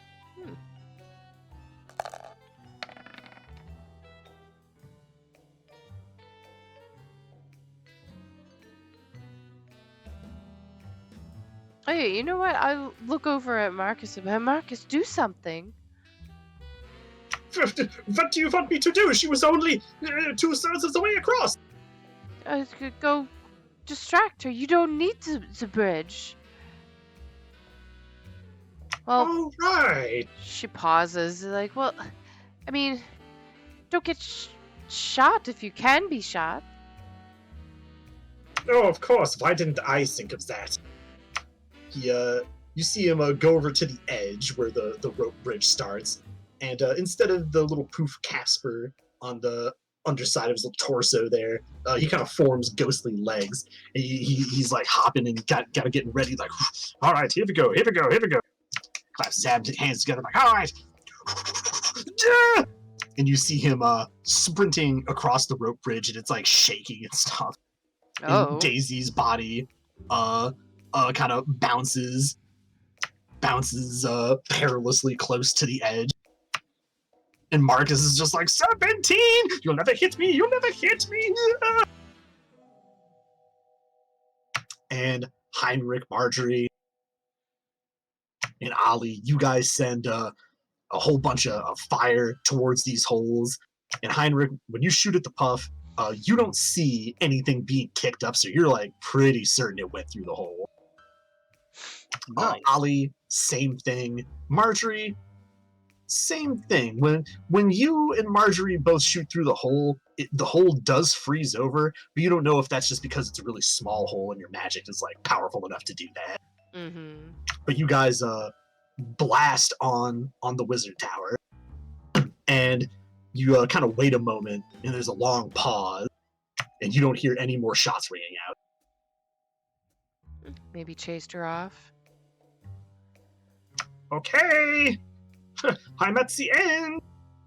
This creepy, weird monster girl is here, staring at me. I think she's dead. Speaking of which, I think it's death save. Oh no. Uh-oh. I shouldn't have made that as a joke. Well, here goes my last spell then. Click that one failure. Oh good, I can get rid of that one failure. Heinrich, you going out there? Yeah, I'm gonna go heal. Heal Do be the. careful, the bridge is not complete. Heinrich, you grab onto some of the rope and pull yourself out onto the bridge. And if you go slow enough, it doesn't shake. How fast do you want to go here? How far out is Daisy? Two-thirds of the way. So about 50-ish feet out. I've only failed once. You do have a little bit of time. A little bit of time. I mean, I'm gonna go my full 30, but I'm not gonna. All right, you make decent amount of haste over towards Daisy, and you kind of nervously eyeball those murder holes on the wizard tower, but you don't receive any fire, and you end up making it towards Daisy, and you throw down some heals.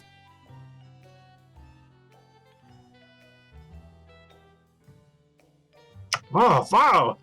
I figured you were a doctor. You've got glasses and everything.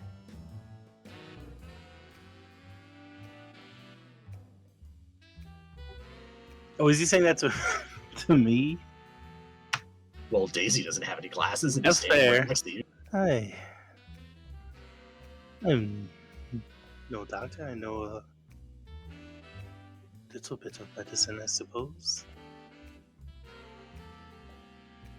No, but Daisy, you get healed for 13 HPs.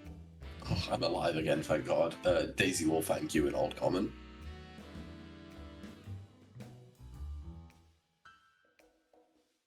Yeah, he'll help you up. And ooh, because you're not the spider anymore. No, I'm not. Shoot. Yeah.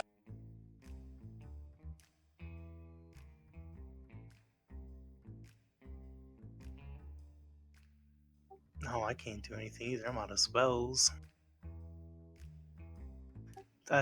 Unfortunately, that is the last bit of magic I'm able to do for a while. Do try to not get shot again, Daisy.